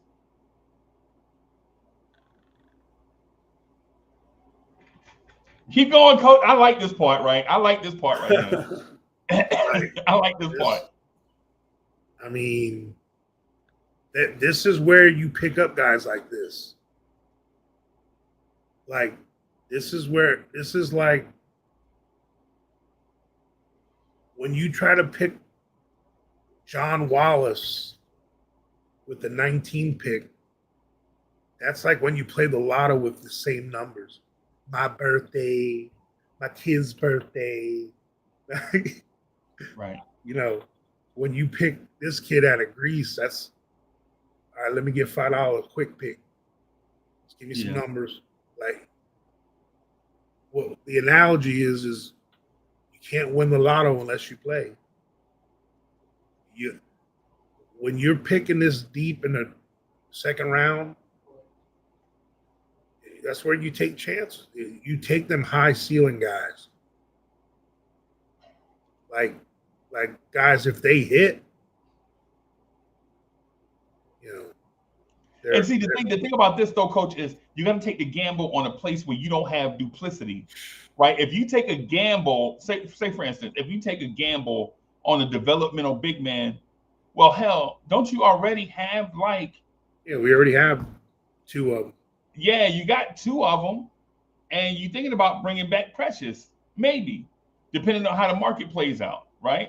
Mm-hmm. Depending on how the market plays out, you may have to bring back Precious, or you may love Precious, but the coach didn't love Precious, and now the coach is gone, and now you want to see what a new coach does to unlock a very young, bouncy, jumbo wing, multi-positional defender that's from New York and like being a Knick.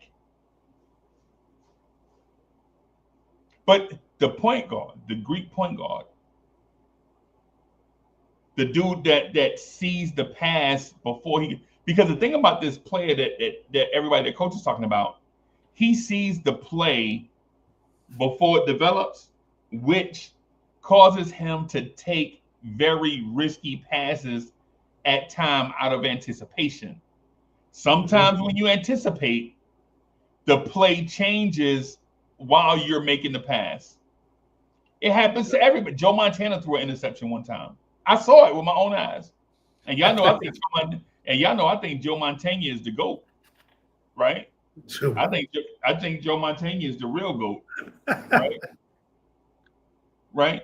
My thing is though, with this point guard situation, if we think this way, coach, so are 29 other teams. Yeah, exactly. So you mess around, you mess around and find out, right? What I would do. Hey, yo, Robert Rivera is in the building. The official payback. Okay, I see y'all. Keith Turner's in the building. What I would say, everybody, is this: if you draft this Greek kid, don't send him overseas and stash. Nope. We already know what happens if you draft a point guard and you stash him with this regime, right? If you draft him, you got to bring him. Now maybe Rokas is Tibbs' fault, right? Maybe Rokas is Tibbs' fault, right? At the same time,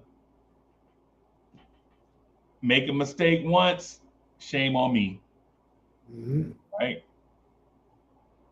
Make a mistake twice, you an idiot. I forget how the real saying go. Coach, how the real saying? Yeah. I forget how the real saying go. I just added some spice to it, whatever. I like it. Yeah, it fit, right? You know who else is growing on me? Young man out of Brooklyn, New York, also played for St. John's. A 6'6" point guard, Kadari Richmond. How's his handle? He's from New York, so you know he ain't gonna have handle, but he might be able to score though.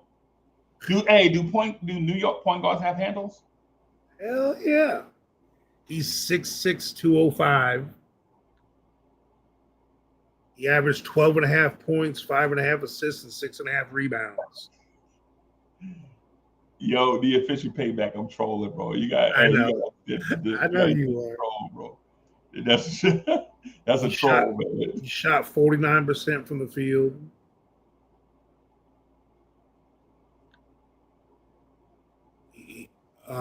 Rick Pitino's been putting the word out on him. He's like, teams will be making a mistake if you don't draft him. Because on the big board, they got him ranked like in the 90s, but he's a defensive stud. That's his first thing. He's skilled at driving the ball. His upside, he's a good three-point shooter, and he can rebound for a point guard. But they say sometimes he's turnover prone and he can be inconsistent. And it comes with and plus turnover prone is people say that and they don't understand. The thing is, you can't look at the turnover number, you have to look at usage rate, right? Because if you look at John Stockton's numbers and look at his low turnover rate, you'll say, well, that's the epitome of a point guard. But then if you look at Steve Nash's numbers, a two-time MVP Hall of Famer, and his turnover rate is high, you'll say, well, Steve Nash was just loose with the ball. No, they played faster and he had a higher usage rate. So if you look at somebody's assisted turnover ratio, say they're above 3, maybe close to 4 in turnovers. You can't look at that as if it's a slowdown. Well, they only had the ball 80 times. Those Suns teams play at the pace that we play at today. So of course he's going to have 3 turnovers a game, right? I think it's one of the faults with Tom Thibodeau. Like, you don't want your point guard or anybody to turn the ball over in a pace where NBA players run 200 more miles per season than they did when Magic Johnson played, right? NBA players run 2.5 more miles per game than the Olajuwon era, the Pat Ewing era, right? And so when you look at the number of turnovers, you can't just look at it like that, right? You can't just look at it like that. You got to look at it as was his team productive? Was he a winner? The true, if you want to know the true merit of a point guard, don't look at his stat, right? Go to everybody he plays with and look at their points per game and field goal percentage. And if you see 6 or 7 guys at 10 points a game or in that range, like somewhere between, if they're not 10, because you'll probably only get 4 to 5 other guys, but if player 6, 7, 8 are in that 8 to 10 range, and their field goal percentage is somewhere in that 45 to 47 range, the greats will be over 50 on high usage. Look at the point guard because he impacted their play. You know who else is a sleeper? Uncle Freezy? Remember Remember Sarunas Marcellonis? Yeah. His son Golden is State Warriors. Him and John Starks used to come off the bench for the Warriors. his son was in the draft. Really? Augustus Marcellonis. He's 6'4" point guard. Oh yeah, where's he from? Well, Lithuania, but he played for St. Mary's. Oh. I liked him, bro. He tough. I liked his pops. I mean, his pops was tough. His pops was tough, bro. I liked him. That doesn't make him tough, but I'm just saying. Yeah. He averaged 14 and a half, 6 assists and 3 rebounds. But how is he legit 6'4" or what? I mean, he's listed at 6'4", 200. Yeah, his pops was a thought too, though. Yeah, and they say his best attribute is playmaking, good shooter, good defender, a slithery finisher. Beyond that, he just doesn't do anything to really stand out. They say his comp is T.J. McConnell and George Hill. Oh, so he's smart. Yeah. And he's going to play for the Pacers. Yeah, I know, right? Yeah, right. They're going to need some because T.J. McConnell, he stepped up a little bit, but man, he had a lot of turnovers. Yeah. Yeah. What time's the draft start, bro? 8 Eastern, 45 minutes. Okay. Hey, y'all, make sure y'all check us out on Playback TV. I already heard Coach say that about 5 times already, right? Make sure y'all check us out on Playback TV. We'll be over there rocking. I think we could probably try to figure out how to simulcast, but YouTube is weird. The last time I tried to do it, I didn't even show anything, and YouTube gave me a warning. So, or let me restate. YouTube is not weird. I'm sorry, YouTube brethren. Let me erase that from we love you. We love you, YouTube. But YouTube has very strict guidelines. Let me just put it that way. And so does Playback TV.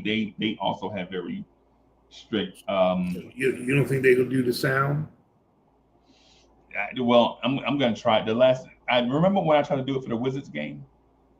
I did try to do it for the Wizards game, and something happened, and yeah, it was weird. I think the draft might be okay. It's just the audio, obviously.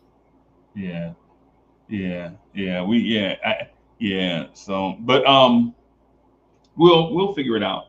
But the point that I was making about the point guard thing, you already have young wing players on the roster kind of climbing their way through the carnage, and Pacom Dadier, Kev McCullough, depending on how you feel about Marshawn Beauchamp, maybe he'll be here, maybe he won't, right?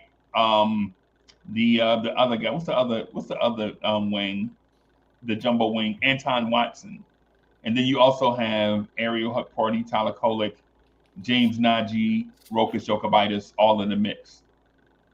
So you have a bunch of you have like 8 young players. That's the reason why I'm thinking like the Knicks might be like F this draft and just try to develop and pick some of the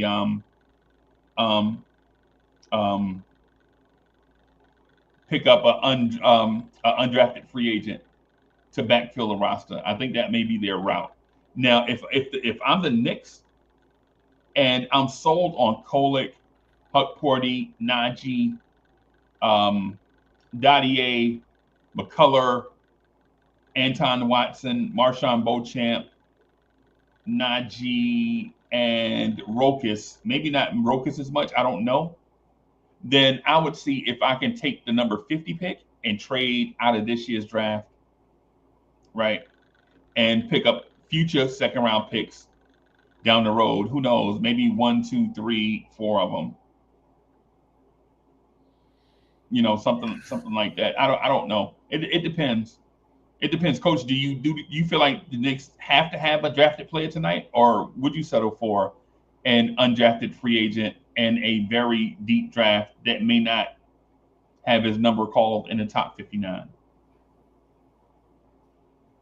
I mean, What if your Greek point guard is there?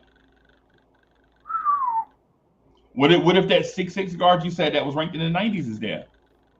we got to take him. If he at 50, or would you risk maybe Yeah. getting more assets? And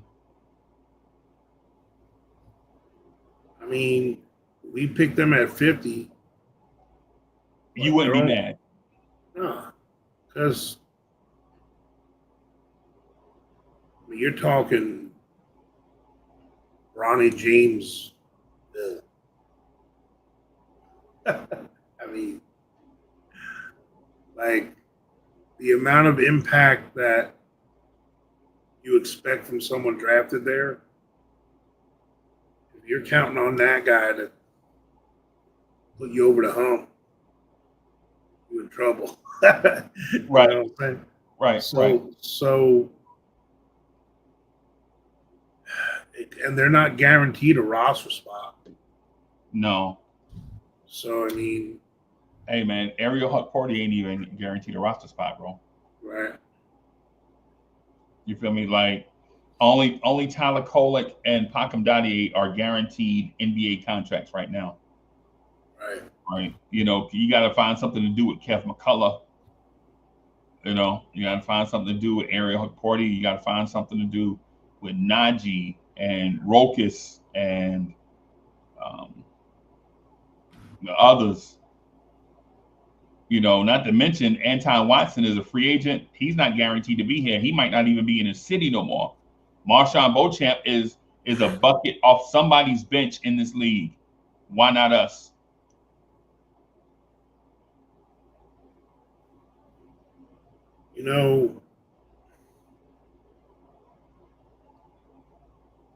Precious is still only 25 years old,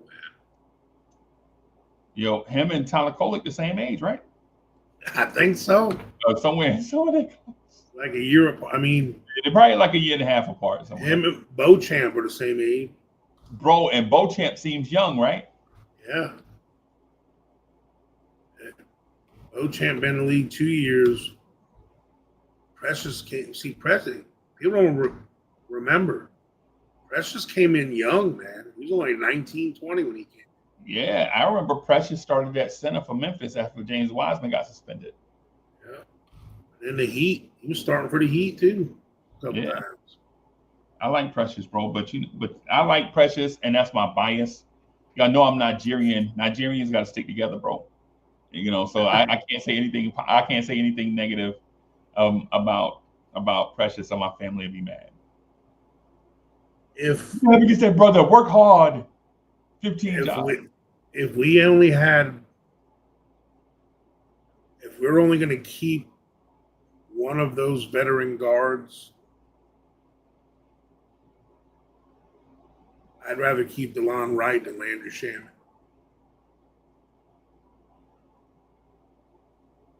I think DeLon Wright, with the right coach, is going to be used properly. Coach, you putting a rock in my shoe, bro. Bro, DeLon Wright he's good enough to be in a 9-man, 10-man rotation. You ain't who you talking to, me? Well, not everybody. Oh, I was going to say, because I wanted DeLon Wright 5 years ago when he was in his 20s. Yeah. You know what I'm saying? My only thing now, though, is, Coach, that my man could be like 34. We already know he can't go left, right? Yeah. The thing is Brunson and McBride neither respect him as a offensive player. On offense, they run straight to him to grab the ball. Yeah. Right. And Deuce. And no disrespect to Deuce. I like, man, listen, much love to Deuce. Right. Let's not get it twisted. I'm not saying get Deuce out of here. I'm asking for a compliment to Deuce. Right. Because Deuce is not going to give you those that point guard wiggle that you need late in the shot clock. He ain't gonna give you that. He's not gonna give it. What's the kid name in Minnesota off their bench? The point guard off their bench, the rookie from last year. You know what I'm talking about. Oh, the lottery pick. He ain't gonna give you that wiggle, right? Another guy that ain't gonna give you that wiggle. Or I'm sorry, not wiggle, but anyway, but the point I'm making is Leon Rawls. We do this replacement thing ever since Deuce has been here. We tried to get a 1 year rental compliment to Deuce McBride. And every year, yeah, Dillingham, that's a J Dub. Thank you, Dillingham.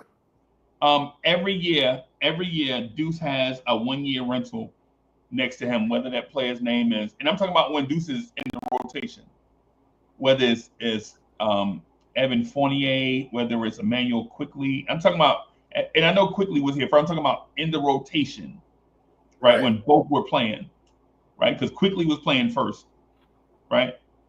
But every year it's like a 1 year rental. Derrick Rose, yo, go get you a long-term replacement. If you don't, because the thing is, we know Tyler Kolek is a player, right? Or we trust Tyler Kolek is a player, right? We don't know that, but we trust what our eyes have been telling us. It's not fair that he wasn't really getting run, right? And with the previous regime. Now, and mind you, while I am officially Tibbs free, I understand that the fan base is not Tibbs free, right? Like legit, Tom Thibodeau will live in people's mind for the next 50 years, right? But what I would say is, go get your point guard, man. There is no harm in having a guy, a guard off your bench, taking about 10 shots a game, averaging 16 points a game. Coach, if you had Lou Williams coming off your bench, would you be mad if he took 10 shots a game, averaged 16, shot like 44%, and maybe 38%? No. Hell no. So no. I mean,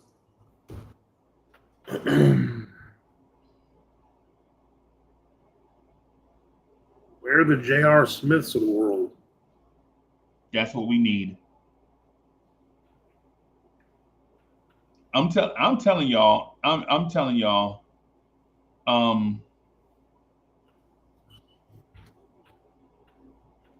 If the Knicks get a scoring guard off the bench, 16 points a game, we're the NBA champs for the next 4 seasons straight, back to back, no breaks. You won't complain about Cat or Brunson or Bridges or OG or Mitch or Deuce if the 8th person in that rotation can score. Bucket getter. Because on those nights when OG and Bridges are building another New York bridge, Lord knows it's already like 27 of them, right? We don't need OG and Bridges to build another bridge. How many bridges are there in New York? 27, 28? Right? We don't need another bridge in New York, man, bricking it up. You go get you a certified bucket off the bench. That makes everyone better. Because on nights where Cat and Brunson are cooking and you let that player get in there, we unstoppable, bro. We beating somebody by 40. On those nights where Cat is off a little bit, Brunson is off a little bit, needs some time to warm up, and you're dependent on Bridges and Deuce and OG to score, you see what those nights look like, Coach. You see them nights where I was with Coach. I be with Coach when Bridges and OG are building the bridge from here to Rhode Island. I bet we've been there together. I've been dead shot. Oh, I've been saying it, Malik Monk, bro. Right. That's the one. Right. Like Josh Hart, I love you, bro, but you gone. If they want to give us Malik Monk, he gone. Or we can find one in the draft on a cheap contract, $2 million. That'd be nice. And we gonna call him as soon as he get here. We gonna call him Chucky. You want to know why? I don't know what it's like because we have never had a coach to play the league is there you go. How many times have we watched games? Oh man, look at that! Who's that? He's nice. Some guy we hardly know.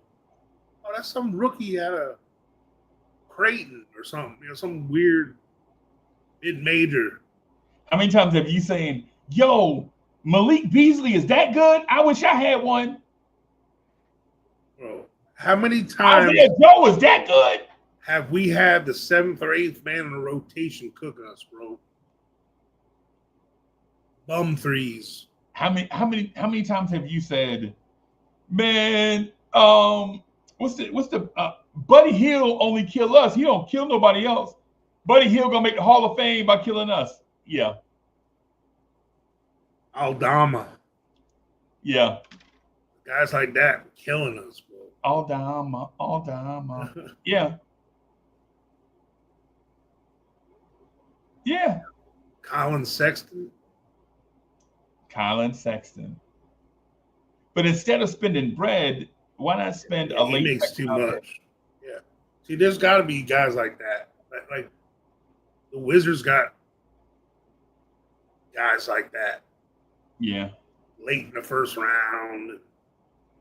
Like Utah's got them. Like all these young dudes I see when I was looking for these trades, I see all these names and guys making $3-4 million. I look at their stats, scoring 7-8 points off the bench. They've only taken 100 shots all season. Yeah, and they knocked down 11 of those against us. Yeah. Bro, you took 11 shots all season, played us twice, and knocked down 15 shots. Drip more. Sorry.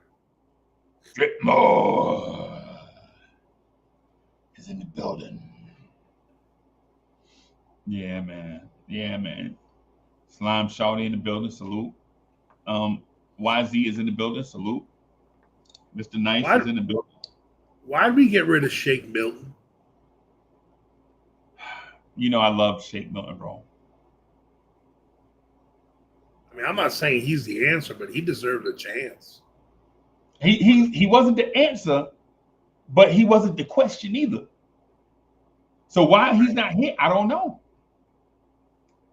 We just threw him away. Coach, you know what? Not to cut you. I think we do know why he ain't here. Oh yeah, I know. And that's why neither are here. Yep. Bim.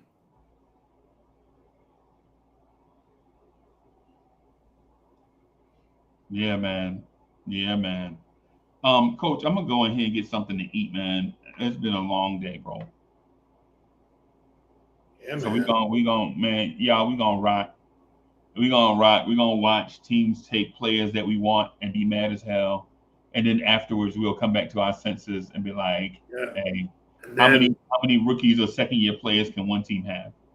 And then picks 51 through 59, there's gonna be 2 all-stars in that group. Yeah, and three role players. We could have picked.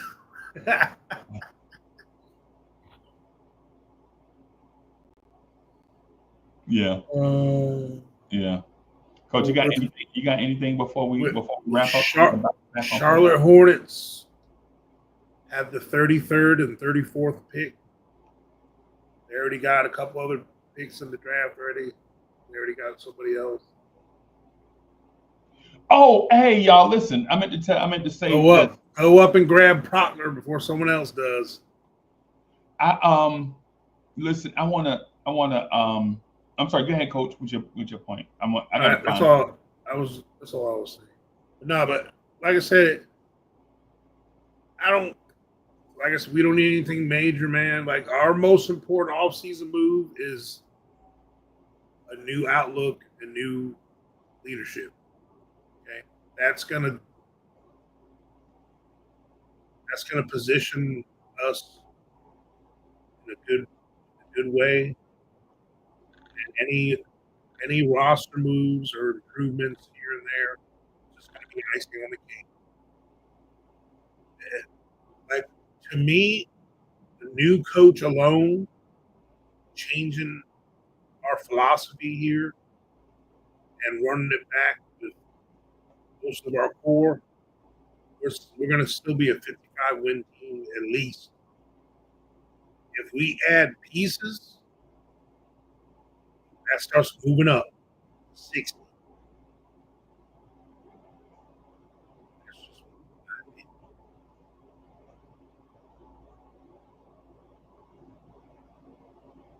So, to me, Okay. I think that it's fun and to do the whole hypothetical stuff. Oh, what if we trade this guy and that guy? Kobe White and Lonzo. Now Kobe White's a bullet. I don't think he's gonna come off the bench. He's a star. Y'all, just real quick, I just want to say this. I put the link to vibes and stuff here. I should have been doing this, right? Mm-hmm. For all of y'all that like to talk about culture, like New York culture, Tim Boots and hip hop, relationships, all of that, man. Y'all click that link that I just put in the chat. And Video games, dating. Video games, yeah. If y'all nice off the sticks, you know what I'm saying? It's one of them channels, man. Come through, check us out, man. We get over there. We talk about a lot of stuff. We talk about grown folks stuff sometimes. Mayoral race. I needed to talk about that a little bit. I didn't get a chance to. Eric, I ain't gonna get into you, whatever. But we have a lot of dope conversations over there if you like conversations about a bunch of different stuff. Man, talk about how Haitian curry goat is better than Jamaican's curry goat. All that kind of stuff. That is an original. Like I said. Shout out Wiz. I was going to see if Will's going to chime in on that. Yeah. Billy Goat said Coach looked like Heavy D. D. And it was the Yeah. We had a belief system / religion conversation over there. You know what I'm saying? But once, but respectful though, respectful over there. So yeah, if y'all check that out, man, come on over there. When you get a shot, you get a chance. Coach, I'm gonna go ahead and get something. The draft probably start like in a few minutes. Danny Landis is in the building. Yeah, I'll probably turn on the stage around 10-15 minutes before the draft. Yeah, that's 10 minutes from now. Did you want to take the chance of hitting the simulcast thing, or are you going to do when you get there? I can do it after it starts. All right. But I'm not taking any chances though. You know what I'm saying? Got a good thing going on, and I ain't gonna risk it over the second round pick of a. I got it. Yeah, some stuff ain't worth it. Like legitimately, we've been growing. We picked up like 20,000 subscribers almost by just doing it, by not taking risks. So if it's there, it's not. We'll just recap it. Don't matter none to me. So yeah. All right, everybody, we're gonna get out of here. I want to thank everybody for coming through. Coach rocked for like 2 hours straight, back to back. That man ain't even take a sip of water. That man's a machine. He a damn android. That man is Terminator 4. That man Terminator 4. You take a shot at that man. You take a troll shot at that man, and you just see him, and you see the silver lining come out. You know what I'm saying? So yeah, man. And I'm gonna be there the whole 3 hours of the second round of the draft tonight. Yep. Just for y'all, man. Appreciate y'all. I do it for this name right here. Yeah. Behind me, New York Knicks, baby. Y'all know me. I do it for the name on the back of the jersey, not for the name on the front. Yeah, I know me. I do it for the name on the back of the jersey. I do it for my mama. Doing it for Frank Ntilikina and Frederick Weiss. Vice. Yeah, man. All right, y'all. Coach, I'll see you in a few minutes. All right. Chat. Shout out, everyone. On, man. Playback TV, come over there, Lawrence Steer. Peace, y'all.